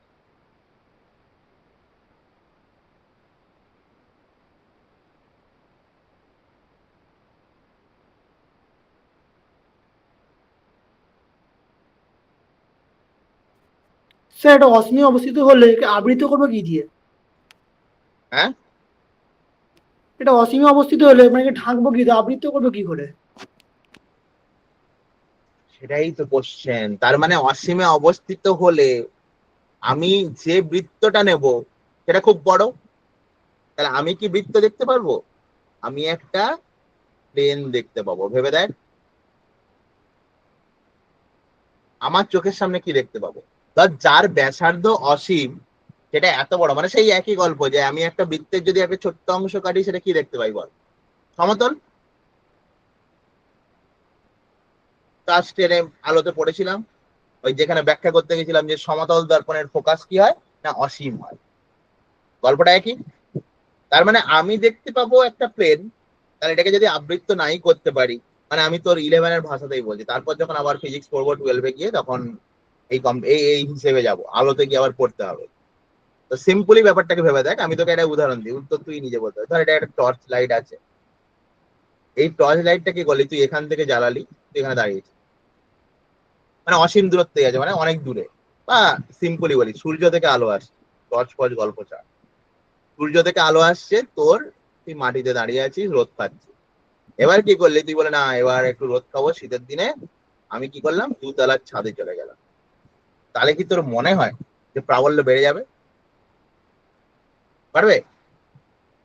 মানে আমি যদি নিচে দাঁড়িয়ে, ধর মাটিতে বাইরে, মানে ঘর থেকে বেরিয়ে বাইরে দাঁড়িয়ে রোদ খাচ্ছি, আর 2 তলার ছাদে গিয়ে রোদ খাচ্ছি, তাহলে কি তোর মনে হয় প্রাবল্য বাড়বে? মানে মনে হবে যে নিচে আলোটা বেশি লাগছে, উপরে আলোটা কম লাগছে, বা উপরে আলোটা কম লাগছে, নিচের আলোটা বেশি লাগছে, মনে হয়? না স্যার, একই তো হবে। হয় না তো? তার মানে পরিষ্কার কথা, লিখে রাখ, প্রাবল্য দূরত্ব নিরপেক্ষ। এখানে প্রাবল্য দূরত্বের উপর নির্ভরই করে না। তাহলে যদি বিন্দু উৎস অসীমে থাকে, তাহলে প্রাবল্য দূরত্বের উপর নির্ভরই করে না। লিখে রাখ, খুব যদি কমপ্লিকেটেড কোশ্চেন হয় তবে দেবে, না হলে দেওয়ার চান্স নেই। কিন্তু ব্যাপারটা সোজা বুঝে নিবে। তাহলে অসীম দূরত্বে যদি কোনো বিন্দু উৎস হয়, সে তার প্রাবল্য দূরত্বের উপর নির্ভরই করে না। ক্লিয়ার?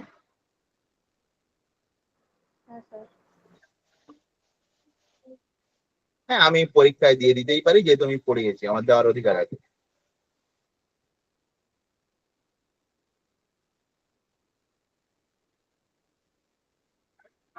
এবার হচ্ছে বিস্তার। এবারে আসছে বিস্তার। দেখ রিলেশন গুলো তোরা সব বের করতে পারবি নিজের।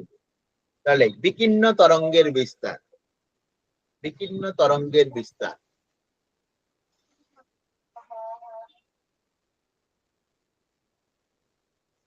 এখানে একটা রিলেশন বলে নি, বাকি তুই সব করে নিতে পারবি।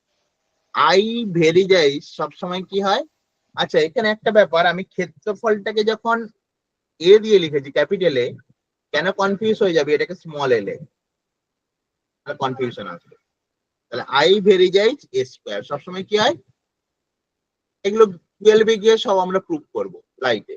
এখানে আমি শুধু তোকে স্টেটমেন্ট গুলো বলছি। তার প্রাবল্য বিস্তারের বর্গের সমানুপাতিক, এটুকু মনে রাখবে। প্রাবল্য বিস্তারের বর্গের সমানুপাতিক। 4th সেমিস্টারে গিয়ে এগুলো সব প্রুভ করতে হবে, তখন পরীক্ষায় আসবে। স্যার তরঙ্গ কত নিয়ে এলো স্যার? হ্যাঁ, এখানে তরঙ্গ করতে নিল তরঙ্গ। তরঙ্গ থেকে এলো, তাপ যখন যায় তখন কি আকারে যায়? মাধ্যমের মধ্য দিয়ে তরঙ্গের আকারে যায়। তাহলে এই জন্যই আছে বিকীর্ণ তরঙ্গের বিস্তার। তুই লেখ বিকীর্ণ তাপের বিস্তার, কোনো চাপ নেই। তুই যদি বলে হয় তোর কনফিউশন হয়ে যাবে, তুই এখানে তাপ লিখে দেয়, কোনো ব্যাপার না। তরঙ্গ আছে বলেই আমরা এগুলো বের করছি। তরঙ্গ না হলে বিস্তার আসতে পারে না। তাহলে আই ভেরি যায় জে স্কোয়ার, এই লাইনটা থেকে তাহলে আমাকে এ গুলো বের করে দেখা দেখি। তাহলে অ্যাকচুয়ালি কি হবে বল, এ ভেরি যায় কি হবে বল, রুট আই। সোজা কথা সোজা হবে বলা ভালো। তার মানে বিস্তার প্রাবল্যের বর্গের সমানুপাতিক। আমি তো প্রাবল্য গুলো সব বের করে ফেলেছি। তাহলে এটা যদি হয় আই ভেরি যায় জি স্কোয়ার, তাহলে এর বিস্তার কত হবে? এ ভেরি যায় 1/d, তাই নয় কি? রুট হয়ে যাচ্ছে তো।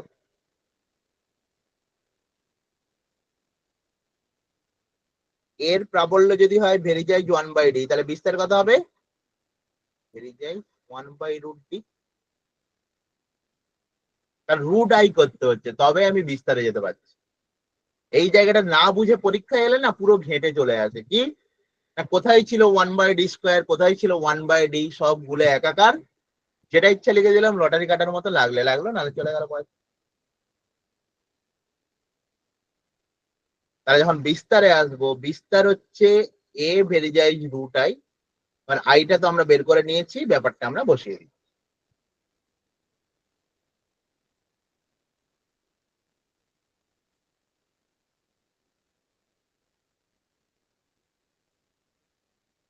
এবং একই গল্প, যদি অসীম দূরত্বে কোনো বিন্দু বস্তু থাকে, যেহেতু সে দূরত্বের উপর স্যার নির্ভর দেখা করছে। যাচ্ছে না। দেখা যাচ্ছে না তো হতে পারে না, কিরে স্ক্রিন দেখা যাচ্ছে না? এবারে যাচ্ছে, আগে দেখা ওরা যাচ্ছিল না। ওরা হয়তো নেটের একটু গন্ডগোল হচ্ছে বলে যাচ্ছে আসছে, স্ক্রিন দেখা যাচ্ছে। ঠিক আছে, যখন হবে না বলবি, একটুক্ষণ আমরা দাঁড়িয়ে যাবো, অসুবিধা নেই। আজকে কতজন জয়েন করেছে একটু দেখি, সব নাকি জুমে অ্যাড হতে খুব কষ্ট হচ্ছিল। অ্যাকচুয়ালি মিটে ওই জন্য আমি এলাম। জুমে করাতাম তার একটাই কারণ, ওই রেকর্ডটা ফ্রিতে করা যেত। এই গুগল মিটে এই যে এখন রেকর্ডিং চলছে, আমাকে আবার গুগল মিটে ওয়ার্কশপ বানিয়ে টাকা মারতে হয়েছে। যেহেতু অসুবিধা হচ্ছে সবার, ওই জন্য আমাকে আবার টাকা ফাকা মেরে করতে হলো। নাহলে রেকর্ড করা যায় না গুগল মিটে, যদি ওয়ার্কশপ না বানানো থাকে তাহলে রেকর্ড করা যায় না ক্লাস। এই হচ্ছে ব্যাপার।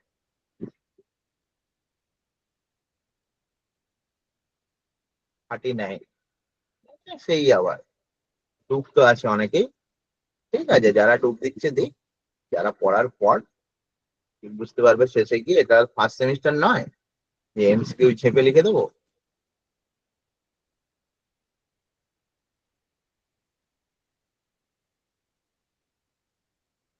এবার আসি বিকিরণের চাপ।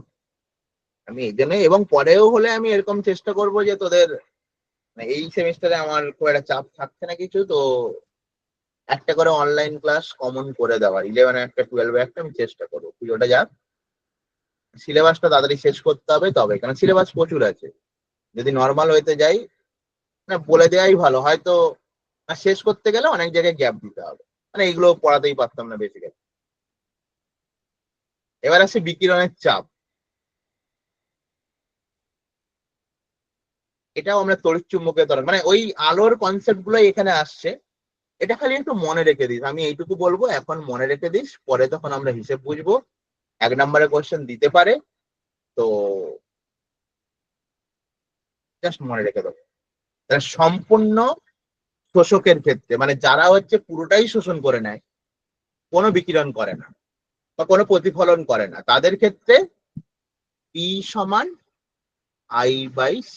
আইটা কি? প্রাবল্য। এবার ব্যাপারটাকে একটু ভেঙে, এই পিটা কার মাত্রার সঙ্গে সমান হবে? এটা অ্যাকচুয়ালি কার মাত্রার সঙ্গে সমান হবে একটু বলেই নি। এটা হচ্ছে শক্তি ঘনত্ব, একটু ভেবে দেখলেই পারবে। শক্তি ঘনত্ব মাত্রা দেখলেই তো পাবি। প্রাবল্য আমি বের করে নিতে পারি। প্রাবল্য সমান কি বল, E/A ইন্টু টি ইন্টু কি হচ্ছে টি।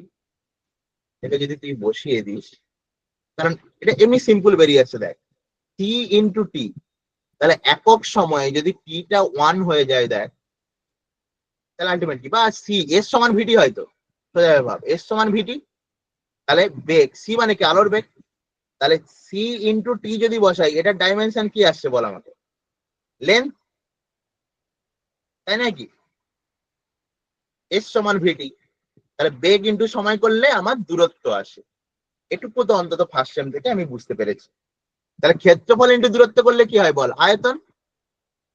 শক্তি বাই আয়তন সমান কি, শক্তি ঘনত্ব। তাহলে একটু যদি কনসেপচুয়াল কোশ্চেন করে, সবজন পারবে না সেটা কথা নয়, মানে এরকম যদি কোশ্চেন দিয়ে দেয়, ধর 10 জনে লিখতে পারবে কিনা সন্দেহ, বাকিরা হয়তো জেনে লিখবে, তাহলে অ্যাকচুয়ালি চাপ শক্তি ঘনত্বের সঙ্গে মাত্রাগতভাবে সমান, এইটা লিখে রাখবে। তাহলে সম্পূর্ণ শোষকের ক্ষেত্রে চাপ হচ্ছে আই বাই সি, আইটা হচ্ছে প্রাবল্য, আর সম্পূর্ণ প্রতিফলকের ক্ষেত্রে যে বা বিকিরকের ক্ষেত্রে একই গল্প, সেখানে 2i বাই সি। ক্যালকুলেশনের কোনো দরকার নেই এখন, ক্যালকুলেশন যেখানে শেখার আমরা শিখি, শুধু এটুকু খাতায় লেখা থাক, যদি ভুল করে চলে আসে তখন। আজকাল বিশেষ করে এবারে হাই স্কুলে যে কোশ্চেন করেছে, মাঝে মাঝে বিশাল বিশাল কোশ্চেন করে দিচ্ছে, তো তখন চাপে পড়ে যাবে।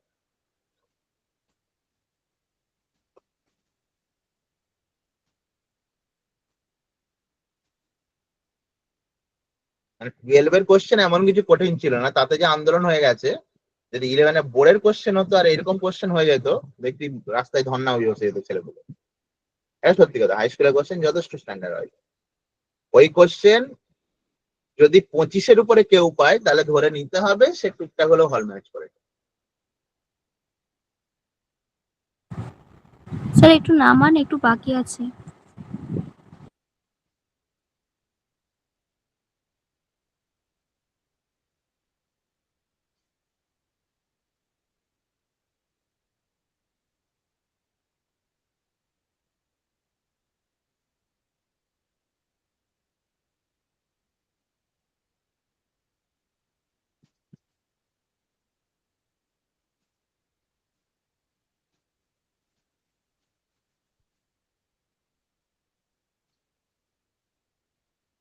রেকর্ডিং করা আছে, যারা করেনি দিয়ে দেবো, করে নেবে।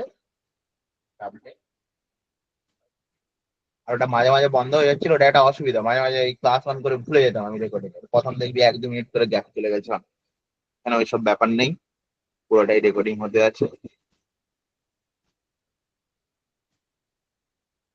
নেক্সট হচ্ছে পদার্থের বিকিরণ ক্ষমতা ও শোষণ ক্ষমতা, ক্ষমতা বের করতে বলেছে। তার মানে এটারও ডেফিনেশন একটু স্ট্রাকচার পরিষ্কার হয়ে গেলে বাকিটা আমরা পেরে যাব।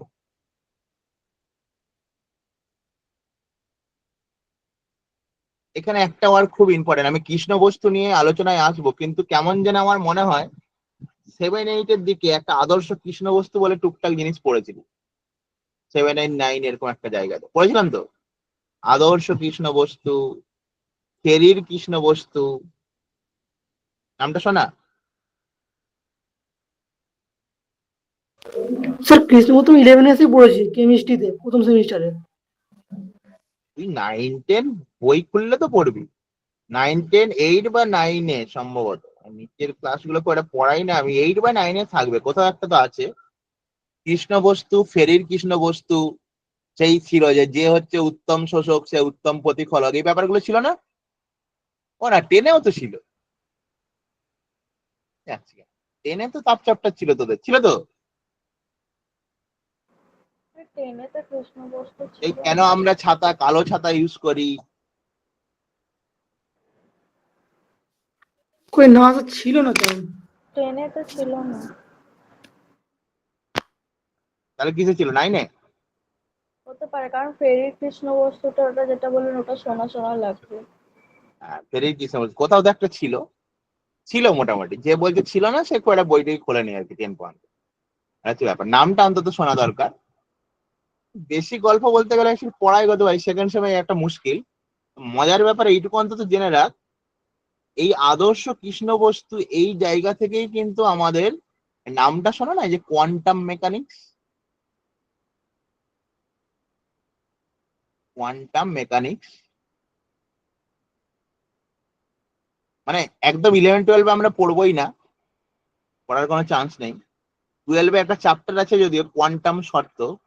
লোকজন ভাবে আমি কোয়ান্টাম মেকানিক্স পড়ে নিয়েছি, কিচ্ছু নেই, কোয়ান্টামের কোনো কনসেপ্টই নেই। একই রকম ব্যাপার, এটা পড়ার সৌভাগ্য আমাদের হবে যদি আমি ফিজিক্স অনার্স করি বা ইঞ্জিনিয়ারিং করি, দুটোতেই হবে, তাছাড়া আর কোথাও হবে না। হয় ফিজিক্স অনার্স, নাহলে যদি ইঞ্জিনিয়ারিং পড়িস তাহলে মোটামুটি কোয়ান্টাম মেকানিক্স পড়ার সৌভাগ্য হবে। সেটা দেখা যাবে কখন কি হয় পরে। বেসিক্যালি শুরু হয়েছিল কিন্তু এখান থেকেই, মানে অনেকগুলো জিনিস, মানে এটা জানিস কিনা, এই যে প্ল্যাঙ্ক কনস্ট্যান্টের মান বের করিস, সেটাও কিন্তু এই কৃষ্ণ বস্তুর এক্সপেরিমেন্ট থেকে হয়েছিল। প্ল্যাঙ্ক কিন্তু এইচ এর মানটা যে বের করেছিল আদর্শ কৃষ্ণ বস্তুর পরীক্ষা থেকে। বেসিক লেভেলে অত কিছু আমরা দেখি না, বেসিক কতগুলো জিনিস দেখি, তখন কমপ্লিকেশন বেড়ে যাবে। একটু গল্প করে রাখলাম। এবার আসে বিকিরণ ক্ষমতা কি। মানে বিকিরণ ক্ষমতা মানে এটাকে সেই ভাপ সম্প্রসারণ কর, বাংলায় করেছি তো, ভাপ সম্প্রসারণ করলে ডেফিনেশন বেরিয়ে আসে। তাহলে বিকিরণ ক্ষমতা মানে কে কত ভালো বিকিরণ করতে পারে। তাহলে আমি কি করব, ওই যে বাড়িতে হলে বারবার গল্পটা বলি যে আমরা কি করি, আমি তো করেইছি, তোরা হয়তো ভালো স্টুডেন্ট করিস নি, আমি তো হোস্টেলে থাকতাম। এবার এরকম হয় যে কোনো পরীক্ষা হয়েছে 25-এর, আর আমি পেয়ে গেছি 18, তা হাইয়েস্ট হয়েছে ধর 24। এবার কি 18টা তো দেখাতেই হবে বাড়িতে, করার নেই। আমার বাবা মা যখন আসবে খাতা দেখাতে হবে। শুধু গল্পটা কি বানিয়ে দিতাম যে হাইয়েস্ট হয়েছে 20, তাহলে আর ঠিক আছে 18 নাম্বারটা ওকে, হাইয়েস্ট 20, তাহলে তুই 18, ঠিক আছে। যদি শুনে নেই 24-18, তখন বেকার ঝাড় খাবো। গল্পটা হচ্ছে আমরা সবসময় কি করি, ক্লাসের টপার বা ফার্স্ট বয়ের রেসপেক্টে কম্পেয়ার করা হয়। দেখবি যে কোনো জিনিস, এইটা হাইয়েস্ট হয়েছে, ওটা তো তাহলে ঠিক আছে। আর যদি হাইয়েস্ট 100 হয়ে গেছে আর তুই পেয়ে গেছিস 80, তখন সেই 80-রও কোনো দাম নেই। তাহলে এখানে আদর্শ কৃষ্ণ বস্তুটাই হচ্ছে আইডিয়াল পার্সন, তাকে দেখে আমরা কম্পেয়ার করি, মানে জাস্ট ওয়ের রেসপেক্টে কত বেশি কত কম, এই হচ্ছে ব্যাপার। আমি বারবার এই কথাটা সেই দেখবি, মানে আরো যদি গল্প করে বলি, তাহলে আমরা কিছু আইডিয়াল মানুষকে তো ফলো করি। যদিও এখন ফলো ব্যাপারটা আলাদা হয়ে গেছে, এখন আমরা ইনস্টাগ্রামে কাকে ফলো করি, যেগুলো মাধ্যমিক আর এইচএস পাস করে তাদের ফলো করি। আলিয়া ভাট, এরা হচ্ছে আমাদের ফলোয়ার বেসিক্যালি। সেগুলো মাধ্যমিক এইচএস পাস করেনি, আমরা আর কদিন পর করে যাব। কিন্তু মানে অ্যাকচুয়ালি কি ফলো করা উচিত কি, মানে কাদের জীবনী দেখা উচিত, নেতাজির জীবনী দেখা উচিত, গান্ধীজির জীবনী দেখা উচিত, স্বামী বিবেকানন্দের জীবনী দেখা উচিত। ধর আমরা এই যে স্বামী বিবেকানন্দকে ফলো করি, কেন ফলো করি, যে কালকে আমি পাগড়ি পরে সন্ন্যাস হয়ে ঘুরে বেড়াবো তার জন্য? একদমই না, সন্ন্যাস হওয়ার কোনো ইচ্ছে নেই আমাদের। আমরা স্বামী বিবেকানন্দকে এই জন্যই ফলো করি, কারণ হ্যাঁ, তার জীবনযাপনের যে জিনিসগুলো ছিল, ধারাগুলো ছিল, বৈশিষ্ট্যগুলো ছিল, সেগুলো যদি আমি কিছুটাও ফলো করতে পারি তাহলে কিন্তু আমি মানুষ হয়ে যাব। মানে দুটো হাত দুটো পা থাকলেই মানুষ হই না আমরা, এই জন্য আমি ফলো করি। কিন্তু আমি কোনোদিন স্বামী বিবেকানন্দ হয়ে যাব বলে ফলো করিনি তাকে, হওয়ার কোনো ইচ্ছে আমার নেই। শুধু নিজের চরিত্রটা একটু ভালো করার জন্য আমরা ফলো করি। সেই গল্পটা হচ্ছে সেটাই। সবাই আদর্শ কৃষ্ণ বস্তু হয়ে যাবে এমন কোনো কথা নেই, তো তার রেসপেক্টে আমি কম্পেয়ার করবো। তাহলে পরিষ্কার করে আগে ডেফিনেশনটা ভালো করে বোঝ। ডেফিনেশন কিছুই নেই, অ্যাকচুয়ালি অনুপাত, একবার পড়ে নিলে এটা লেখা যায়, ইনফরমেশন গুলো ভালো করে দেখতে হবে। তাহলে নির্দিষ্ট তাপমাত্রায়, কারণ তাপমাত্রা চেঞ্জ হয়ে যাবে, কোন বস্তুর পৃষ্ঠতলে প্রতি একক ক্ষেত্রফল থেকে শূন্য মাধ্যমে একক সময়, এই লাইনটা চেনা লাগছে, প্রতি একক ক্ষেত্রফল প্রতি একক সময়, তার মানে অ্যাকচুয়ালি গল্পটা কি, শক্তি প্রবাহ, তাই না, বা প্রাবল্য, সেটাকে আমি ভেঙে রেখেছি। তাহলে নির্দিষ্ট উষ্ণতায় কোন বস্তুর পৃষ্ঠতলে প্রতি একক ক্ষেত্রফল থেকে শূন্য মাধ্যমে প্রতি সেকেন্ডে নির্দিষ্ট তরঙ্গ দৈর্ঘ্যের যে বিকিরণ হয়, তাহলে যে কোনো বস্তু থেকে বিকিরণ হবে। তাহলে যে বিকিরণটা হয়, আমি যদি তাকে ধরে নিই যে ই ল্যামডা, সেটাকে কার সঙ্গে কম্পেয়ার করব না, আদর্শ কারোর সঙ্গে। আদর্শ এখানে কে, কৃষ্ণ বস্তু। এবং ওই একই তাপমাত্রায় একটি আদর্শ কৃষ্ণ বস্তুর প্রতি একক ক্ষেত্রফল থেকে শূন্য মাধ্যমে প্রতি সেকেন্ডে যে বিকিরণ হয়, তার মানে দেখ দেখতেই বড় লাগছে, এই পুরো লাইনটা কিন্তু কপি হলো। তাহলে একবার বস্তুর জন্য, একবার কৃষ্ণ বস্তুর জন্য। কে ধ্রুবক? না তাপমাত্রা ধ্রুবক। এদের যে অনুপাত তাকে আমি বলছি বিকিরণ ক্ষমতা। ব্যাপারটা বোঝা গেল কিনা? তার মানে আরো সোজা করে বললে, মানে অ্যাকচুয়ালি নাম্বার দেওয়া উচিত। স্কুলের পরীক্ষায় কিছু কিছু টিচার না, বইয়ে যেটা লেখা আছে সেটাই ওদের কাছে শেষ কথা, এই হচ্ছে একটা ঝামেলা হয়ে যায়। লাইনগুলোর মানে নিজেরাও পরিষ্কার করতে পারেনি কোনোদিন, আর ওই জন্য তুই কি বইয়ে যেটা লেখা আছে সেটার বাইরে লিখলে কেটে দেবে, তর্ক করবে, ঝামেলা করবে। ঝামেলাতে যাওয়ারই দরকার নেই। এটাকে এইভাবেও লেখা যেতে পারে যে কোনো বস্তুর শক্তি প্রবাহ ও আদর্শ কৃষ্ণ বস্তুর শক্তি প্রবাহের অনুপাতকে বিকিরণ ক্ষমতা বলে। এটা কিন্তু লিখতে পারি আমি, ছোট করেই লেখা হয়। কিন্তু অনেকে সহ্য হয় না যে এত ছোট করে লিখে দিল, কোথাও একটা ভুল লিখে ফেলেছে, তাহলে একে হাফ দিয়ে দাও, এতে মুশকিল ব্যাপার। ওই জন্য শক্তি প্রবাহটাকে ভেঙে লিখবো আমরা। কিন্তু তুই পাশে ব্র্যাকেটে ছোট করে তোর বোঝার মতো লিখে রাখতেই পারিস যে কোনো বস্তুর শক্তি প্রবাহ, উষ্ণতাটা নির্দিষ্ট হবে। তাহলে নির্দিষ্ট উষ্ণতায় কোনো বস্তুর শক্তি প্রবাহ ও আদর্শ কৃষ্ণ বস্তুর শক্তি প্রবাহের অনুপাতকে বিকিরণ ক্ষমতা বলে। দেখ পরিষ্কার করতে পারলাম কিনা ডেফিনেশনটা?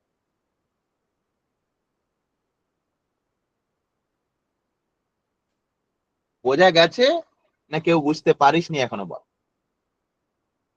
স্যার শর্ট করে যেটা বললেন ওটা আরেকবার বলুন। নির্দিষ্ট উষ্ণতায় কোনো বস্তুর শক্তি প্রবাহ ও একই উষ্ণতায় একটি আদর্শ কৃষ্ণ বস্তুর শক্তি প্রবাহের অনুপাতকে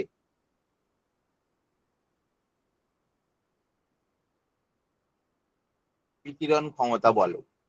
এবার এই যে পুরো শক্তি প্রবাহটাকে আমি ডিফাইন করে লিখেছি দুবার, এই হচ্ছে ব্যাপার। এটা ইকুয়েশন বলা হচ্ছে ই ল্যামডা ইকুয়াল টু, তাহলে বস্তুর শক্তি প্রবাহ ডিভাইডেড বাই আদর্শ কৃষ্ণ বস্তুর শক্তি প্রবাহ। আমি নাম দিয়ে দিয়েছি, একটা বস্তুর জন্য ল্যামডা করে দিয়েছি, আদর্শ E0। এবার এই ডেফিনেশন থেকে কোশ্চেন আসে, প্রথম কোশ্চেন, যারা বোঝে না তারা একদমই লিখতে পারে না, আদর্শ কৃষ্ণ বস্তুর ক্ষেত্রে বিকিরণ ক্ষমতা কত? তাহলে আমরা ব্যাপারটা বুঝেছি, বল বিকিরণ ক্ষমতা কত হবে? তাহলে তখন কি হবে? এটাও E0 হয়ে যাবে। মানে আমি আমাকে ফার্স্ট বয়ের রেসপেক্টে আমি পিছিয়ে আছি।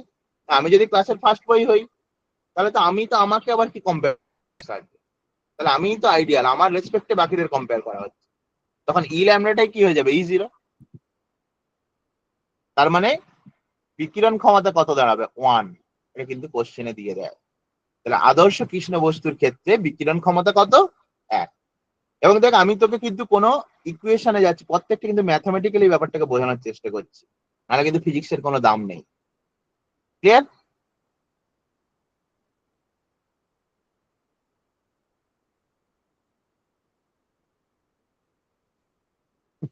এরপরে নির্ভরশীলতা স্যার দাঁড়ান, লিখে নি স্যার, একটুখানি দাঁড়ান। লেখা চলছে। ওকে,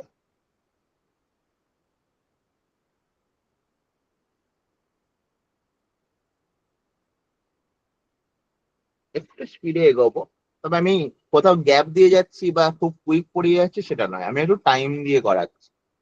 মোটামুটি পুজোর আগে বাকি সাবজেক্ট শুরু হতে হতেই ফিজিক্স কিন্তু আমাদের অনেকটাই হয়ে গেল।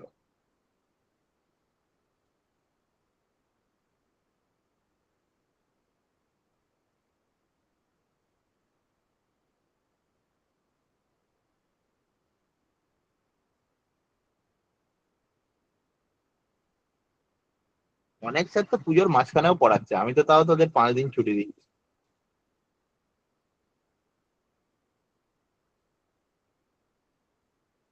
আর যারা বায়োলজি মৌসুমী মিসের কাছে পড়ে, মৌসুমী মিস তো পড়াবে, অষ্টমীর দিনটা মনে হয় ছুটি ফুটি দেয়, স্যার তাছাড়া হয়ে ছুটির গেছে। দিন ব্যাপার নেই। অনিমেষ স্যার একই জিনিস, সপ্তমী ফপ্তমী সবাই ডেকেছে পড়তে। স্যার হয়ে গেছে। হয়েছে? এবার আসি কোন বিকিরক থেকে নির্গত বিকিরণের পরিমাণের নির্ভরশীলতা। তার মানে যে পরিমাণ বিকিরণ হচ্ছে, বিকিরক থেকে মানে যে বিকিরণ করে, নির্গত বিকিরণের পরিমাণে নির্ভরশীলতা, মানে কখন আমার বিকিরণ বাড়বে কখন বিকিরণ কমবে সেগুলো কার উপর নির্ভর করে। পরিষ্কার কথা। তাহলে এই এই জিনিসগুলো এতক্ষণ কিন্তু আলোচনা হয়ে এসেছে, খালি আমি সাজিয়ে নিচ্ছি।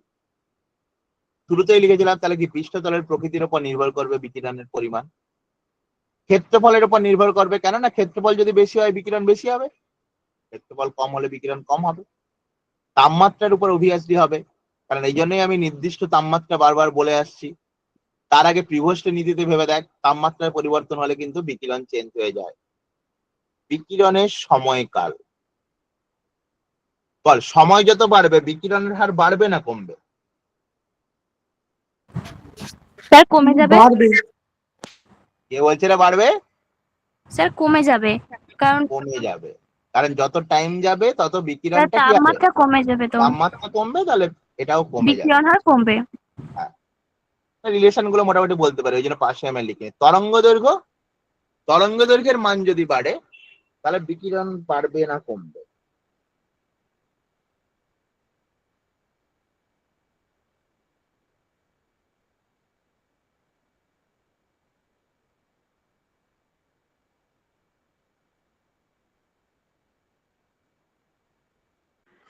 কমবে স্যার।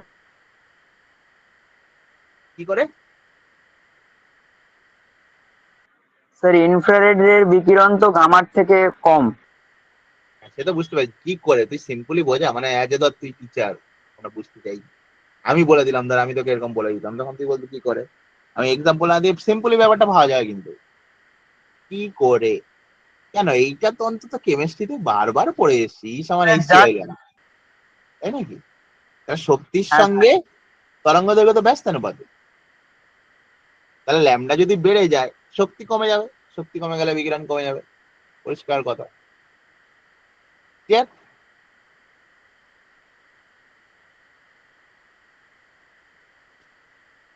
ঠিকই বলেছি, এক্সাম্পলটা অসুবিধা কিছু নেই, কিন্তু সিম্পল হয়, মানে যত সোজা ভাবে ব্যাপারটা বলতে পারি। মানে ফিজিক্স এমন ভাবে পড়বো যেন আমি রাস্তায় যেতে যেতে যদি একটা টোটোওয়ালাকে 20 মিনিট বোঝাতে পারি ফিজিক্স, সে ওইটা বুঝে যাবে, পরে প্র্যাকটিস করবে না ভুলে যাবে, সে অন্য কথা, সে 20 মিনিট যেন বুঝতে পারে।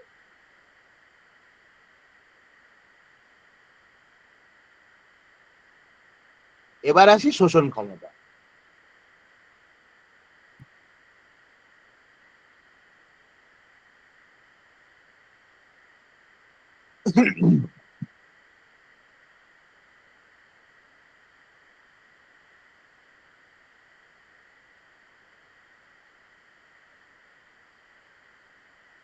শোষণ ক্ষমতা মানে ব্যাপারটাকে একটু ইজিলি ভাবা যেতে পারে আরো। দেখ একটা তল আছে, আমি ছবি দেখাবো পরে, এখানে একটা এঁকে নি না, আর তো পয়সা লাগে না। তাহলে আমার একটা তরঙ্গ দৈর্ঘ্যের আলো এই তলে এসে পড়লো। এবার ধর এখানে ছিল 100, এখান থেকে ফিরে গেল কত না 60। তাহলে আমি যদি তোকে বলি শোষণ ক্ষমতা কত, তুই কি বলবি? 40/100, তাই বলবি তো? ভেবে বল, 100 এলো, 60 ফিরে গেল, তাহলে আমার কত ভগ্নাংশ শোষিত হলো না? 40/100, মানে আমার কতটা শোষিত হলো ডিভাইডেড বাই প্রাথমিক কত ছিল। এটা ক্লিয়ার?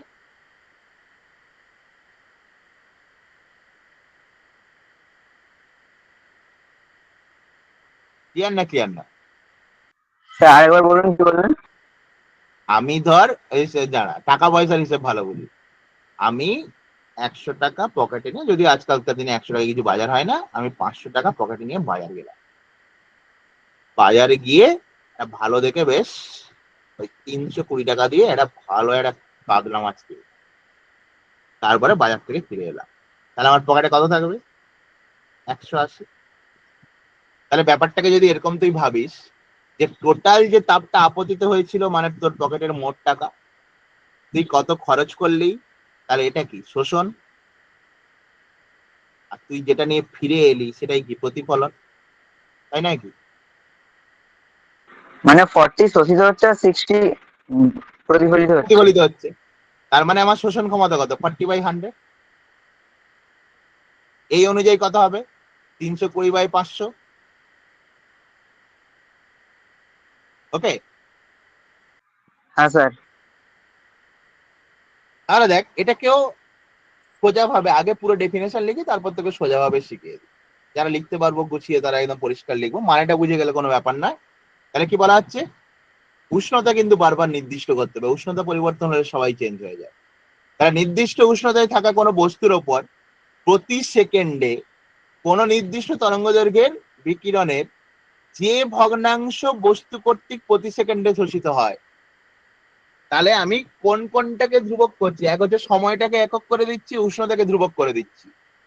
তাহলে কোনো বস্তুর উপর যে আপতিত তরঙ্গ আসছে তার যত ভগ্নাংশ শোষিত হচ্ছে, তার মানে তো সেটাই যত শোষিত হচ্ছে ডিভাইডেড বাই প্রাথমিক, তাকে ওই উষ্ণতায় বস্তুটির বিকিরণের জন্য শোষণ ক্ষমতা বলে। যদি আমি লিখতে পারি খুবই ভালো। এবার যার এটা লিখতে অসুবিধা হবে তার জন্য একটু সোজা হয়ে বলে দিই, সবই আছে রাস্তা। তাহলে আমি এটা বলতে পারি যে শোষণ ক্ষমতা সমান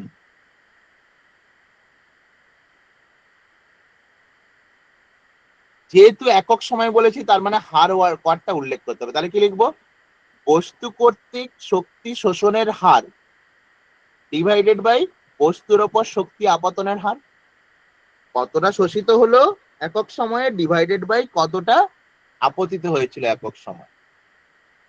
তাহলে শোষণ ক্ষমতা সমান এটাও লিখতে পারি যে শোষণ ক্ষমতা হলো কোন নির্দিষ্ট উষ্ণতায় বস্তু কর্তৃক শক্তি শোষণের হার ও বস্তুর ওপর আপতিত শক্তির হারের অনুপাত। তাতেও কিন্তু আমাকে মার্কস দেবে, কারণ সেটাই হচ্ছে এইটা। এটাকে একটু ভেঙে লিখেছি আমি। তো যেটা পছন্দ হবে সেটা লিখে, দুটোই লিখে রাখি পরীক্ষায় যেটা পারবো লিখতে। ব্যাপারটা তো নিশ্চয়ই বোঝা গেছে। তো শোষণ ক্ষমতা আর কিছুই নয়, যে পরিমাণ শোষণ হয় তার ভগ্নাংশ পরিমাণ। আর ভগ্নাংশ করতে গেলেই আমাকে প্রাথমিকটা বসাতে হবে। প্রাথমিক মানে আপতিত শক্তির পরিমাণ। ক্লিয়ার না? ক্লিয়ার না?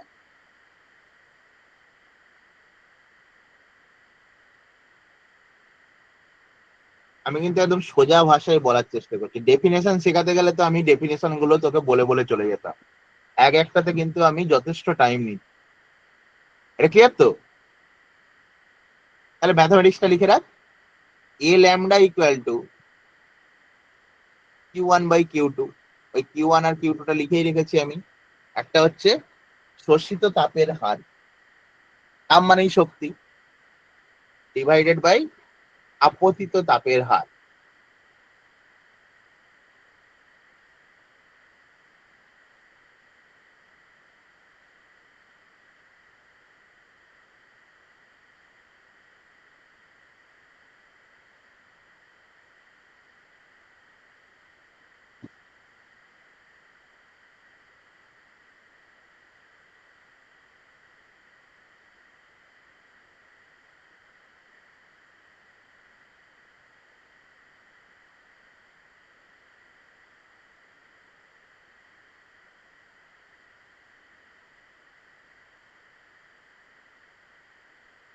বোঝা গেছে?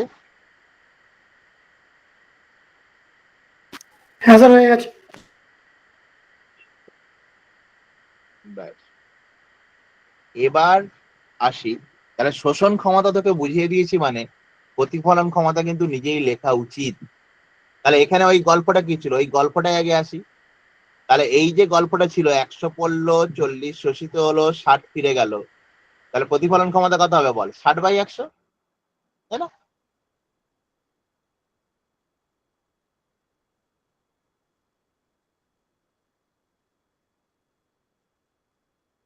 দেখ ডেফিনেশন পড়ে নিশ্চয়ই না বোঝার কিচ্ছু নেই। এখানে তাহলে কি বলা হচ্ছে, একই রকম কোন নির্দিষ্ট সময়ে, তার মানে সেই একক সময়ে বেসিক্যালি বলতেই পারি আমি, বস্তু দ্বারা প্রতিফলিত তাপের বিকিরণ ও ওই একই সময়ে বস্তুর উপর আপতিত মোট তাপের বিকিরণের অনুপাত। তার মানে সেই একই জিনিস, প্রতিফলিত বাই আপতিত। মনে রাখবো, প্রতিফলিত বাই আপতিত প্রতিফলন ক্ষমতা, শোষিত বাই আপতিত শোষণ ক্ষমতা। ক্লিয়ার? এইখানে যে ভুলটা আমরা করি, ভুলেও ভুল করিস না। প্রচুর জন ভুল করে, কারণ লাইনগুলোর মানেই বোঝে না। প্রতিফলন ক্ষমতা আর বিকিরণ ক্ষমতা কিন্তু এক নয়।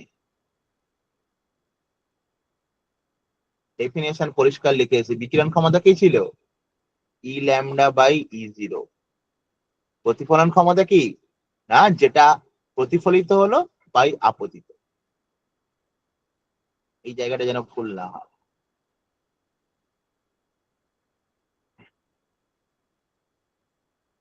লিখে নে প্রতিফলন ক্ষমতা।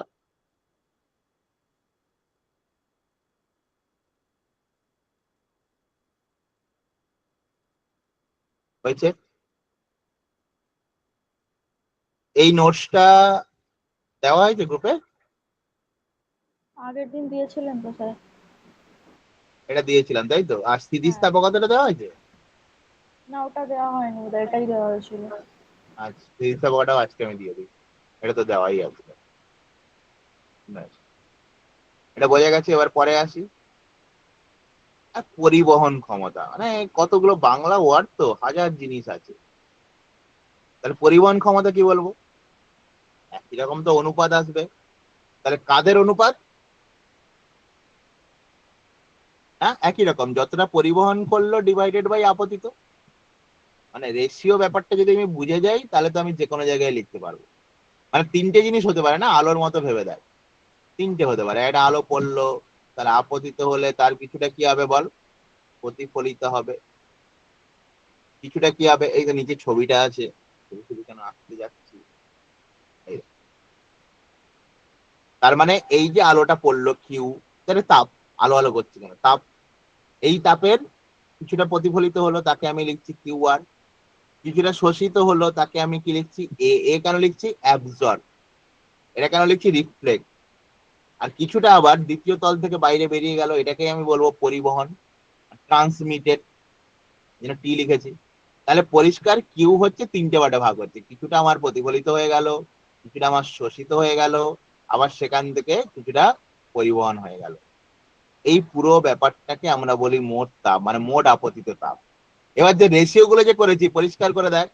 তাহলে কিউ আর বাই কিউ, এটাকে কি বলছি আমি বল?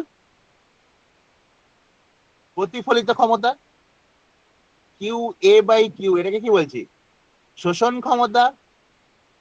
কিউ টি বাই কিউ, এটাকে কি বলছি? পরিবহন ক্ষমতা। এর থেকে সোজা হবে আর বোঝা যায় না। এই তিনটে বোঝা গেল কিনা? এই যে তিনটে ডেফিনেশন লিখলাম বেসিক্যালি। কত গেল?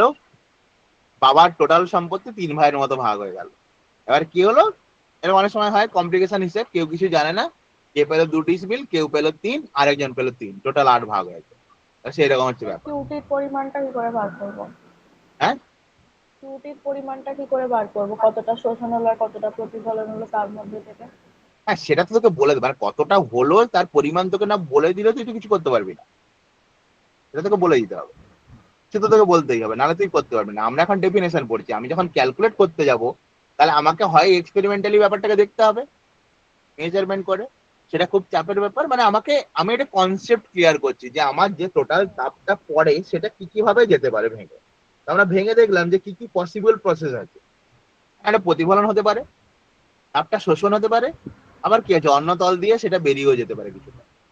এই জন্য আমরা তিনটে পার্টে ভাগ করে নিলাম। এবারে তোকে এই তিনটে পার্টে ভাগ করতে গেলে, মানে দেখ, ওই সকালে বাজারের গল্প, যে 500 টাকা বাজার নিতে গিয়ে আমি 320 টাকার মাছ কিনেছি, 100 টাকার সবজি বাজার করেছি, আর 50 টাকা কিছুটা কিনেছি। তো বেসিক্যালি দিনের শেষে আমার আর ক টাকা পকেটে পড়ে আছে?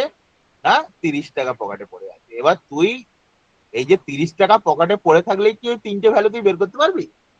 তুই বলতে পারিস আমার মোট বাজার হয়েছে এত। তিনটে বের করতে গেলে তো বাকি ডাটাগুলো আমাকে দিতে হবে, তাহলে সম্ভব নয়। সেরকম তোকে কিন্তু ডাটা প্রোভাইড করে দেবে যদি নিউমেরিক্যাল আকারে আসে। আমি আরেকটু এগোলে ব্যাপারটা আরো পরিষ্কার হবে। তাহলে পরিবহন ক্ষমতা লিখে নিয়ে এই ছবিটা আঁক আগে।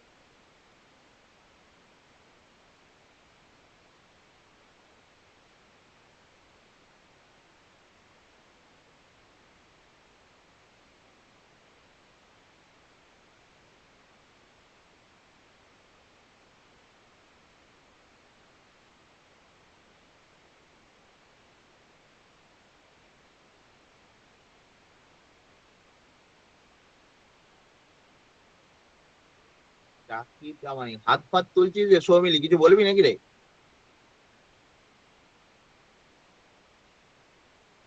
হ্যাঁ,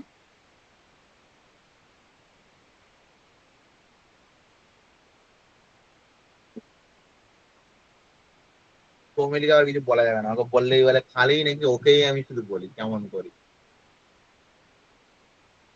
আরে আছিস তো সৌমিলি?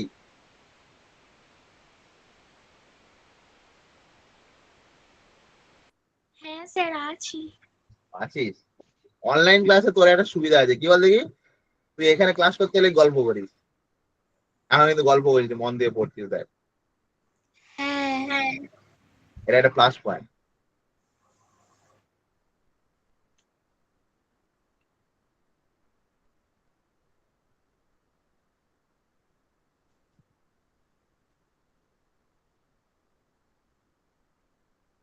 ছবিটা এখানে তারপরে আসছে, এখান থেকে অনেক কিছু ছোট ছোট ব্যাখ্যা আমাদের হয়ে যাবে, বেশ মজাদার ব্যাপার। ফিজিক্সটাই মজাদার যদি একটু মজাদার ভাবে পড়তে পারি, এই হচ্ছে ব্যাপার। যে তোকে ওকে চারটে ডেফিনেশন পড়িয়ে পড়িয়ে চলে যাই, তুই বলবি কি পড়িয়ে দিল তাপ সঞ্চালন।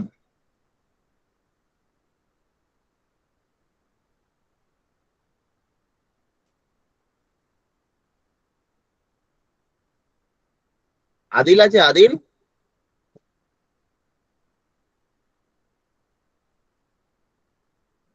স্যার আদিল থাকলে এতক্ষণে জানতে পেরে যেতেন আপনি। এটাই আমি আমি এতক্ষণ বলা সাড়া পাইনি, এটা একটা চিন্তার ব্যাপার, ওই জন্য জিজ্ঞেস করলাম।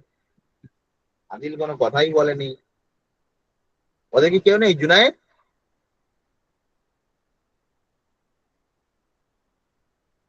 আদিল থাকলে এত চুপচাপ ক্লাস হয় না খুব একটা।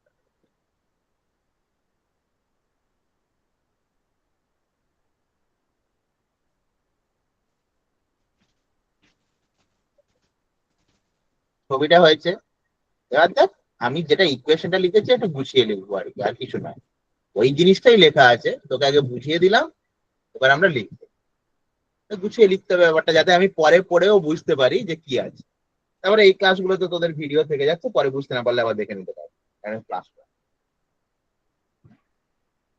কি আবার বলিস না যে সব ক্লাসগুলো এরকম করে ভিডিও করে দেবেন স্যার, তাহলে ভালো হয়। ওরা বুঝতে পারে, অত খাটতে পারবো।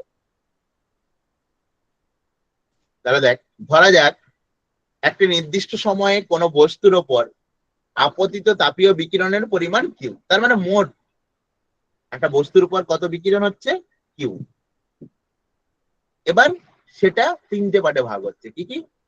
না, একই সময়ে বস্তু দ্বারা প্রতিফলিত তাপের বিকিরণ কত, কিউ আর, শোষিত কত, কিউ এ, প্রেরিত কত, কিউ আর। শুদ্ধ বাংলা, বাংলাটা তো পড়ি আমরা বেশ, আমি তো অত বাংলা জানি না তোদের মতো, একটু একটু ইউজ করতে হবে।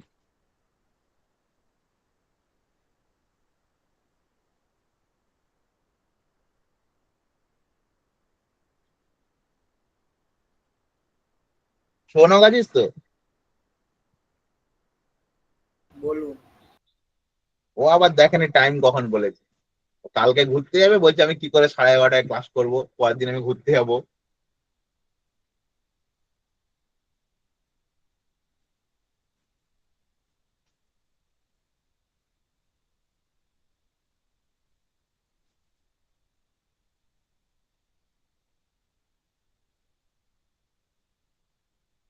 আরে তিনটে টার্ম লিখে আমি লিখে দিতেই পারি। তার মানে এখানে নামগুলো কি দিচ্ছি দেখ, স্মল লেটারে লিখছি, মানে আরটাকে আমি কি বলছি, প্রতিফলিত ক্ষমতা। এটাকে বলছি কি আমি, শোষণ ক্ষমতা। এটাকে বলছি কি আমি, পরিবহন ক্ষমতা। তাহলে তিনটের যোগফল সমান কিউ, আর উভয় পক্ষে কিউ দিয়ে ভাগ করে দেয়, তাহলেই আমার অ্যাকচুয়ালি কি আসছে, মানে এই টোটাল তাপের যোগফল হচ্ছে কিউ। কিউ দিয়ে ভাগ করে দিলেই আমার আসছে কি, R plus A plus equal to কত, 1।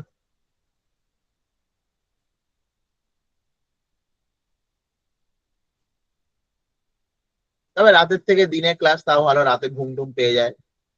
অ্যাকচুয়ালি কালকে প্রথম, ওই জন্য তোদের ক্লাস করাবো, আমি জানি টাইমটা ম্যানেজ করতে হবে, ওই জন্য আজকে করে দিলাম। কালকে 12 প্রথম, মানে এত পড়াশোনায় মন দিয়ে দিয়েছে, এই একটা ভালো লাগলো। আর সেমিস্টারের পরীক্ষা একটু খারাপ হতে বেশ সিরিয়াস হয়ে গেছে ছেলেগুলো। কালকে নিজেরাই বলছে স্যার আজকে রাত্রে অনলাইন ক্লাস করান না। আমি আবার যে বললাম 11, বলছে ও 11 তো স্যার হয়ে যাবে পরে, আমাদের ক্লাস করান স্যার। যেতে যখন বলছে ক্লাস করব, কি করে না বলি, ওই জন্য তোদেরকে অফ করে দিয়ে ওদেরকে আবার কালকে 12:30 পর্যন্ত পড়িয়ে দিই।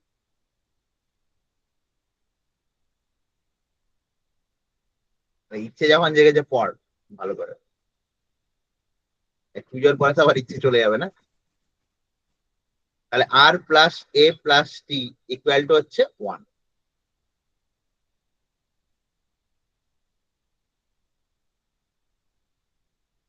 এবার নর্মাল ক্ষেত্রে সাধারণভাবে কি করি আমরা, টিটাকে জিরোই ধরি বল। কোন একটা তলে যখন পড়ছে, ধর তলের উল্টো সাইডটা যে সবসময় থাকে তেমন কোনো কথা নেই।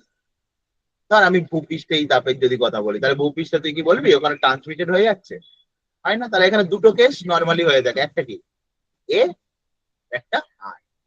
আমি জেনারেলি ক্যালকুলেশন করলাম, যদি কেউ অন্য তল থেকে বেরিয়ে যায় তার তখন টি আসবে, কিন্তু বেসিক্যালি কি হয়, টিটা শূন্যই হয়।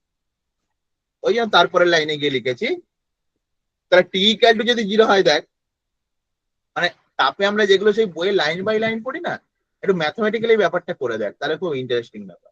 তাহলে অ্যাকচুয়ালি কি আসছে বল, আর প্লাস এ ইকুয়াল টু 1। তাহলে সোজা কথা যে এ সমান কি হচ্ছে 1 মাইনাস আর, বা আর সমান হচ্ছে 1 মাইনাস। এই লাইনটার মানে একবার বলতে কি, মারাত্মক ইম্পর্টেন্ট লাইন। এই লাইনটার মানে, এই লাইনটার মানে হচ্ছে যদি আর এর মান বেশি হয়, এর মান কি হবে, কমে যাবে। আবার যদি এর মান বেশি হয়, আর এর মান কমে যাবে। এই পাশেই লেখা আছে ওই জন্য স্পষ্টত, আর এর মান বেশি হলে এর মান কমে যায়। তাহলে এখান থেকে আমি কি তাৎপর্য লিখতে পারি, এখান থেকে এই তাৎপর্যই লিখতে পারি যে উত্তম প্রতিফলক সবসময় মন্দ শোষক। এবার কেউ বলতেই পারিস যে স্যার আমরা তো পড়েছিলাম যে যে উত্তম শোষক সে উত্তম বিকিরক। বারবার বলছি, প্রতিফলক বিকিরক কথাটা কিন্তু একই নয়। আর হ্যাঁ, যে উত্তম শোষক সে উত্তম বিকিরক, কিন্তু তারও একটা কন্ডিশন আছে, যেটা তোকে কিন্তু ক্লাস 10 এর মধ্যে কোথাও শেখানো হয়নি, কিন্তু এই লাইনটাই শেখানো হয়েছিল, যে উত্তম শোষক সে উত্তম বিকিরক। এবং আমার বিশ্বাস ওই লাইনটার মানে খুব একটা কারোর পরিষ্কার হয়নি, যারা বুঝে পড়তে গেছে তাদের বরং ডাউট হয়েছে, আর যারা বুঝে পড়েনি তার কোনো ডাউট সৃষ্টি হয়নি। এই একটা সুবিধা, হয় একদম না বুঝে পড়বো, মনে হবে খুব সোজা, পরীক্ষার হলে গিয়ে মাথা ঘুরিয়ে যাবে, আর না হলে খুব ডেপথে পড়বো। মাঝামাঝি থাকলে তারা এমনিও কনফিউশনে থাকে। তাহলে বেসিক্যালি এখান থেকে আমার এটাই সিগনিফিকেন্স পেলাম যে উত্তম প্রতিফলক মন্দ শোষক, যে ভালো প্রতিফলক সে সবসময় কম শোষণ করবে। আর ওই যে লাইনটা বললাম যে উত্তম বিকিরক উত্তম শোষক, আমি আসছি সেটা কখন হবে, এখানে একটা টেম্পারেচারের ডিফারেন্স হবে, সেটা আমি আলাদা করে লিখিয়ে দেবো। তাহলে এই এই এই পর্যন্ত ব্যাপারটা পরিষ্কার কিনা আমাদের?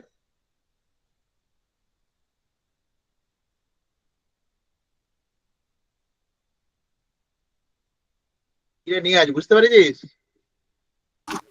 স্যার এটা মানে উত্তম প্রতিফলক আর মন্দ শোষক, এটা আগে বলুন না একবার। আরে উত্তম মানে যে ভালো আর বেশি, মন্দ, উত্তম মানে ভালো, মন্দ মানে খারাপ। এবার তো ইকুয়েশন আয় না, এই তো যার এ বেশি, এ কি ছিল বল আগে, এ কি বল দেখি তুই, এটা কি? এ হচ্ছে স্যার ওই শোষণ করাটা, শোষণ ক্ষমতা বেসিক্যালি। শোষণ ক্ষমতা। যার শোষণ ক্ষমতা বেশি হচ্ছে তার প্রতিফলন ক্ষমতা কি হচ্ছে, কম। হ্যাঁ স্যার, ক্ষম হচ্ছে। তার মানে কি, যে উত্তম শোষক সে মন্দ প্রতিফলক। হুম, ঠিক আছে। তার পরের লাইনটা দেখ একই জিনিস, যে উত্তম হুম, প্রতিফলক সে মন্দ শোষক। অনেক সময় পরীক্ষায় দিয়ে দেয় যে দেখাও যে উত্তম শোষক মন্দ প্রতিফলক, ব্যাখ্যা করো। কি হয়, আমরা একটা গাঁজাখড়ি গল্প শুরু করি পরীক্ষায়, এই হাফ পাতার উপরে লিখে ফেলেছে, কি লিখেছে নিজেও জানে না। টিচারও পড়ে নিয়ে কি করলো, 2 আছে, ঠিক আছে এত কষ্ট করে লিখেছে, সান্ত্বনা পুরস্কার 1 দিয়ে চলে যাবে। একদম পরিষ্কার এইভাবে ভেঙে দেখাবি, কারোর ক্ষমতা নেই এখান থেকে 0.2 নাম্বারও কেটে নেবে, 0.01ও কেটে নেবে।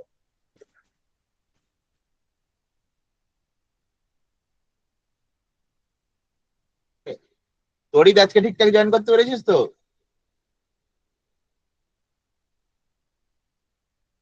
তড়িৎ আছিস?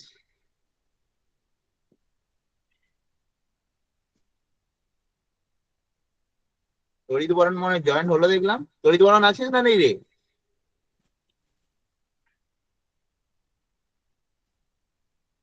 ভাবতে পারছি না। হ্যাঁ স্যার।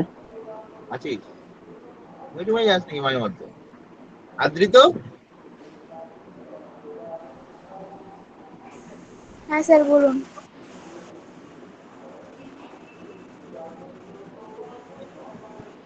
এবার আসি পরের কথায়। ফেরির কৃষ্ণ বস্তু খুব কমই, যেটুকু জানার আমরা জানবো, আর এর ডিটেলসে চলে গেলে আর আমরা পড়বো না, খুব একটা সিলেবাসও নেই, যতটুকু আছে সিলেবাসে সেটাই পড়বো পরিষ্কার হবে। আর আমি তবুও চেষ্টা করছি ছোট ছোট কনসেপ্ট গুলো ক্লিয়ার করার, যাতে কম্পিটিটিভ পরীক্ষায় পারিস।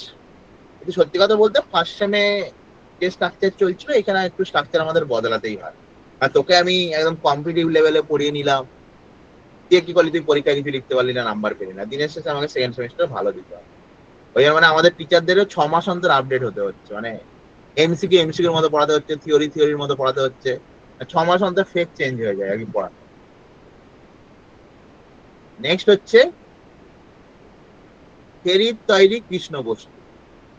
আমরা আগেও পড়েছিলাম, তুই পড়ি না পড়ি অন্তত এখন শিখে নেবো, খুব সিম্পল ছোট জায়গা থেকে আমি বলবো।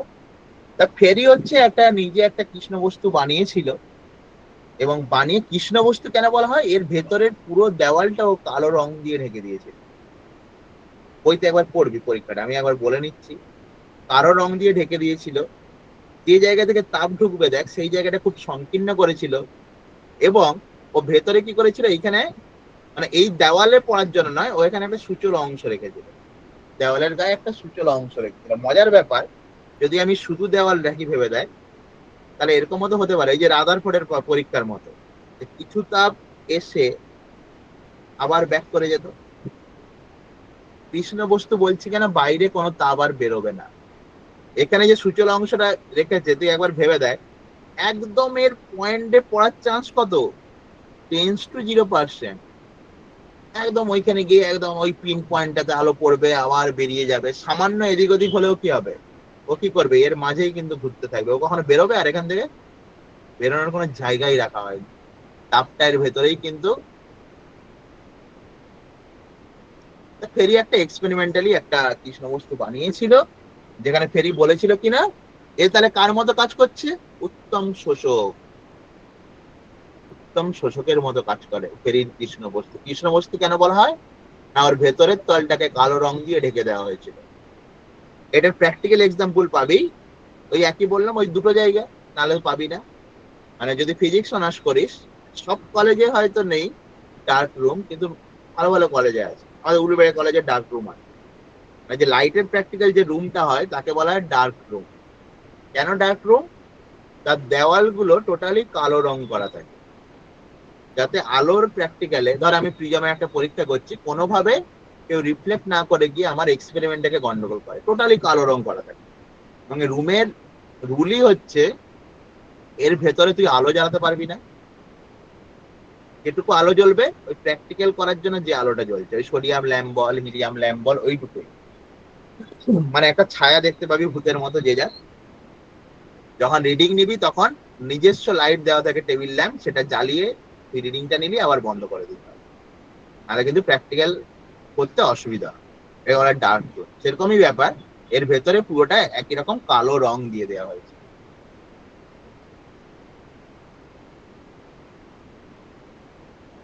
এখন তো তবু কি করেছে আমাদের কলেজে, মানে তখন আমাদের সময় ছিল না, এখন এসি করে দিয়েছে, ডার্ক রুমের ভেতরে এসি বেশি আছে, ছেলেরা কমফোর্টেবল প্র্যাকটিক্যাল করতে পারে। হ্যাঁ, আমাদের সময় আমরা গরমকালে ফুলেও আলোর প্র্যাকটিক্যাল করতে যেতাম না, থাকলেও যে কোনো প্রকারে অজুহাত দিয়ে পালিয়ে আসতাম, কারণ ওই ডার্ক রুমের ভেতরে যদি গরমকালে ঢুকতাম, তাহলে মোটামুটি আর কেউ ফিরে আসতো না, সেদ্ধ হয়ে বেরোতো। আর শীতকালে সবসময় আলোর প্র্যাকটিক্যাল করতাম, আর বেশ গরম টরম লাগতো এই রুমের ভিতরে। এবার আসি, মানে ফেরির কৃষ্ণ বস্তুটা একটু বই থেকে পড়বি, আমি বলে নিলাম ব্যাখ্যাটা এইটুকুই।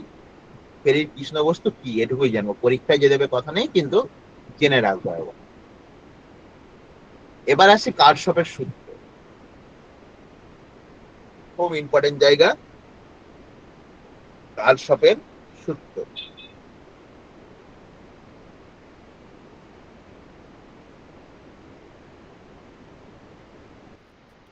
স্যার কালসাম। কারশফ মানে ইংলিশে অ্যাকচুয়ালি বলা হয় কিরচফ উচ্চারণটা, কিন্তু বাংলায় আমরা উচ্চারণটা করি কারশফ, লোকের নাম কারশফ। তো ইংলিশে উচ্চারণটা অনেক সময় অনেক কিরচপ করে, CHO কিরচপ, বেসিক্যালি কারশফে লেখা যায়, কিরচপ লেখা থাকতে পারে কিছু জায়গায়, কারশফ লিখে ভুল, কেমন উচ্চারণ হয়। কারশফের সূত্রতে কি বলা হচ্ছে না, এই পরিষ্কার কথা বলেছে যে যাই ঘটনা ঘটে যাক না কেন, বিকিরণ ক্ষমতা কি ছিল বল, এ ল্যামডা, আর শোষণ ক্ষমতা কি লিখেছিলাম, ই ল্যামডা এ ল্যামডা। এটা হচ্ছে বিকিরণ ক্ষমতা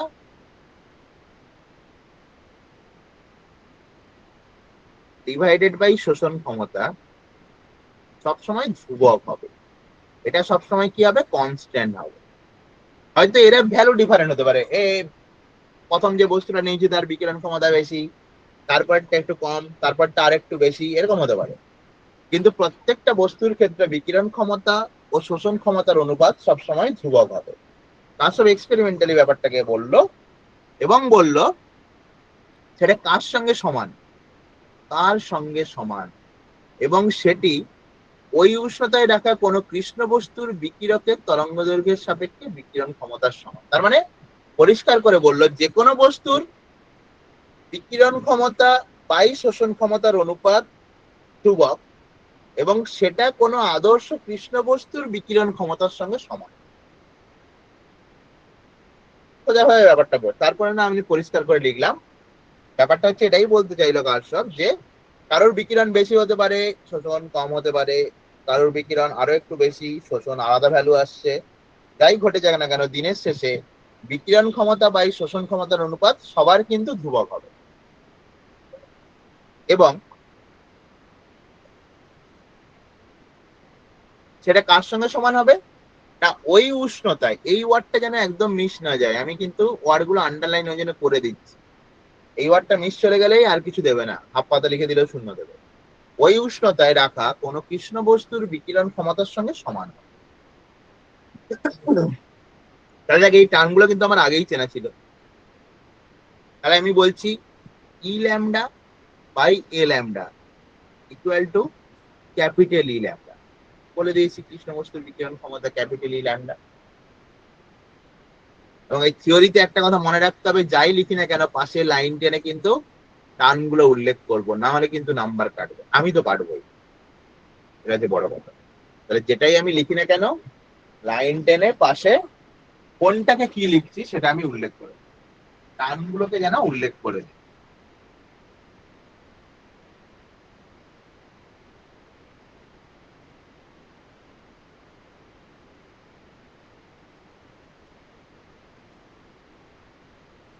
বোঝা গেল কিনা? স্যার এদের অনুপাতটা ধ্রুবক, এই ধ্রুবকটা ওই উষ্ণ থেকে অন্য কোনো কৃষ্ণ বস্তুর ওই ক্ষেত্রে, উষ্ণতায় কৃষ্ণ বস্তুর বিকিরণ ক্ষমতার সমান। ওই কৃষ্ণ থেকে অন্য কৃষ্ণ বস্তুর ক্ষেত্রে, না ওই কৃষ্ণ বস্তুর হ্যাঁ, ওই আদর্শ কৃষ্ণ বস্তু, ও তো কৃষ্ণ বস্তু নয়, ও তো এমনি বস্তু। যে কোনো বস্তুর বিকিরণ ক্ষমতা বাই শোষণ ক্ষমতার অনুপাত ধ্রুবক, সেটা কার সঙ্গে সমান না, ওই উষ্ণতায় আদর্শ কৃষ্ণ বস্তুর বিকিরণ ক্ষমতার সঙ্গে সমান। ওকে,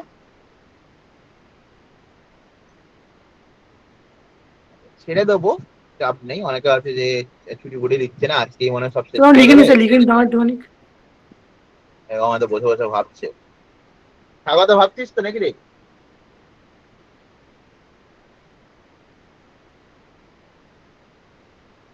স্বাগত আছিস?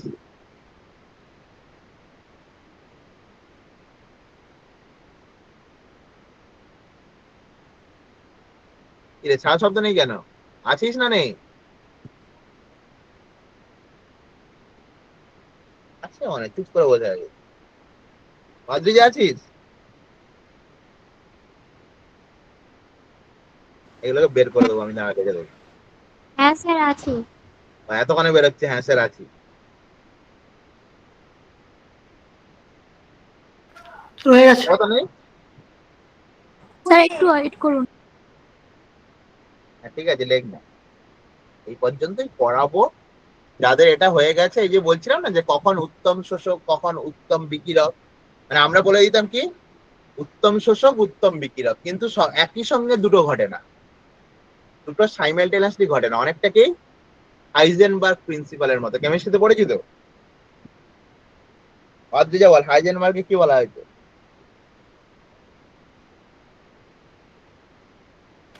স্যার কোন বস্তুর অবস্থান আর ভরবেগ একসঙ্গে পরিমাপ করা যায় না।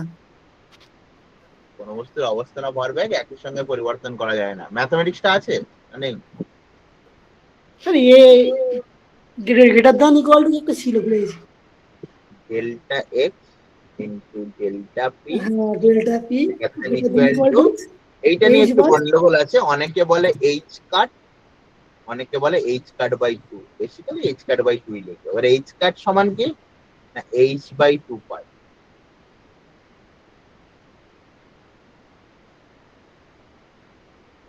আরে এখন কেমিস্ট্রি বলে লাভ নেই, ফিজিক্স পড়ছি।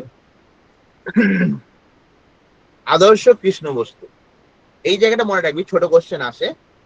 তাহলে নিম্ন উষ্ণতায় কি হয়? এরা উত্তম শোষক। আরে উষ্ণতা কম আছে, পকেটে কম টাকা আছে, যার কাছ থেকে পারবো ছাড়িয়ে নেবো। তাহলে নিম্ন উষ্ণতায় উত্তম শোষক, আর উচ্চ উষ্ণতায় উত্তম বিক্রিয়া। যখন আমার একটা ভালো ইনকাম হলো, পকেটে টাকা আছে, দুর্গাপূজায় বেরিয়ে না হয় বন্ধুদেরকে খাওয়ালাম, নিজের পকেটেই টাকা নেই, তখন কি করবো?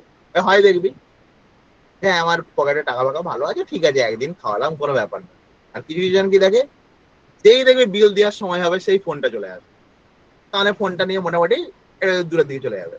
এই বিল ফিল দেওয়া হয়ে গেল, তারপরে এসে মোটামুটি একসঙ্গে বেরিয়ে যাবে। মানে সেই একই গল্প আর কি। তার মানে নিম্ন উষ্ণতায়, যখন উষ্ণতা কম তখন তাকে নিতে হবে, ওই জন্য সে উত্তম শোষক। এখন উচ্চ উষ্ণতায় সে উত্তম বিকিরক। এটা না বোঝার কোনো ব্যাপার নেই, ঠিক আছে? আচ্ছা এই পর্যন্তই থাক আমাদের। আর দুটো ফর্মুলা বেসিক্যালি বাকি আছে, ওই দুটো ফর্মুলা নিয়েই বাকিটা। তার মানে আমি পুজোর ছুটির পরে স্টিফেন বোল্টজম্যান আছে আর নিউটন কুলিং আছে, এই দুটো ফর্মুলা আমার পড়লেই এই চ্যাপ্টার শেষ। মানে বেসিকটা ম্যাক্সিমাম পড়িয়ে দিয়েছি আমি। সুতরাং পুজোর পরে খুললেই এই জায়গাটাই সবাইকে পড়িয়ে দিয়েই কিন্তু আমি পরীক্ষায় চলে যাব। আর সামনের পোর্শনটা তো হয়েই আছে, সবার একটা করে ক্লাস। ঠিক আছে, এ পর্যন্তই থাক। স্যার বিকালে পড়াবেন তো আজকে? হ্যাঁ পড়াবো, কেন পড়াবো, সারাদিন ফিজিক্স পড়। আবার বিকেলেও পড়তে যেতে হবে?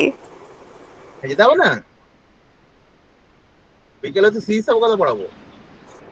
ও দুঃখ পেয়ে গেল আমরা ওটা তো কালকে আমি একটা যা উৎসাহ দিয়েছিলাম যে দুপুরটা কর, তাহলে বিকেলে ছুটি দিয়ে দেবো, যাতে একটু এনার্জি নিয়ে পড়ি।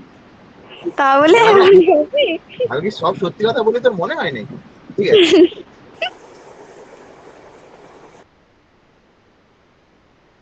ঠিক আছে, দেখি রেকর্ডিং ফোডিং কোথায় কি হলো একটু দেখে নি। তোরা লেফট হয়ে যা, অসুবিধা নেই।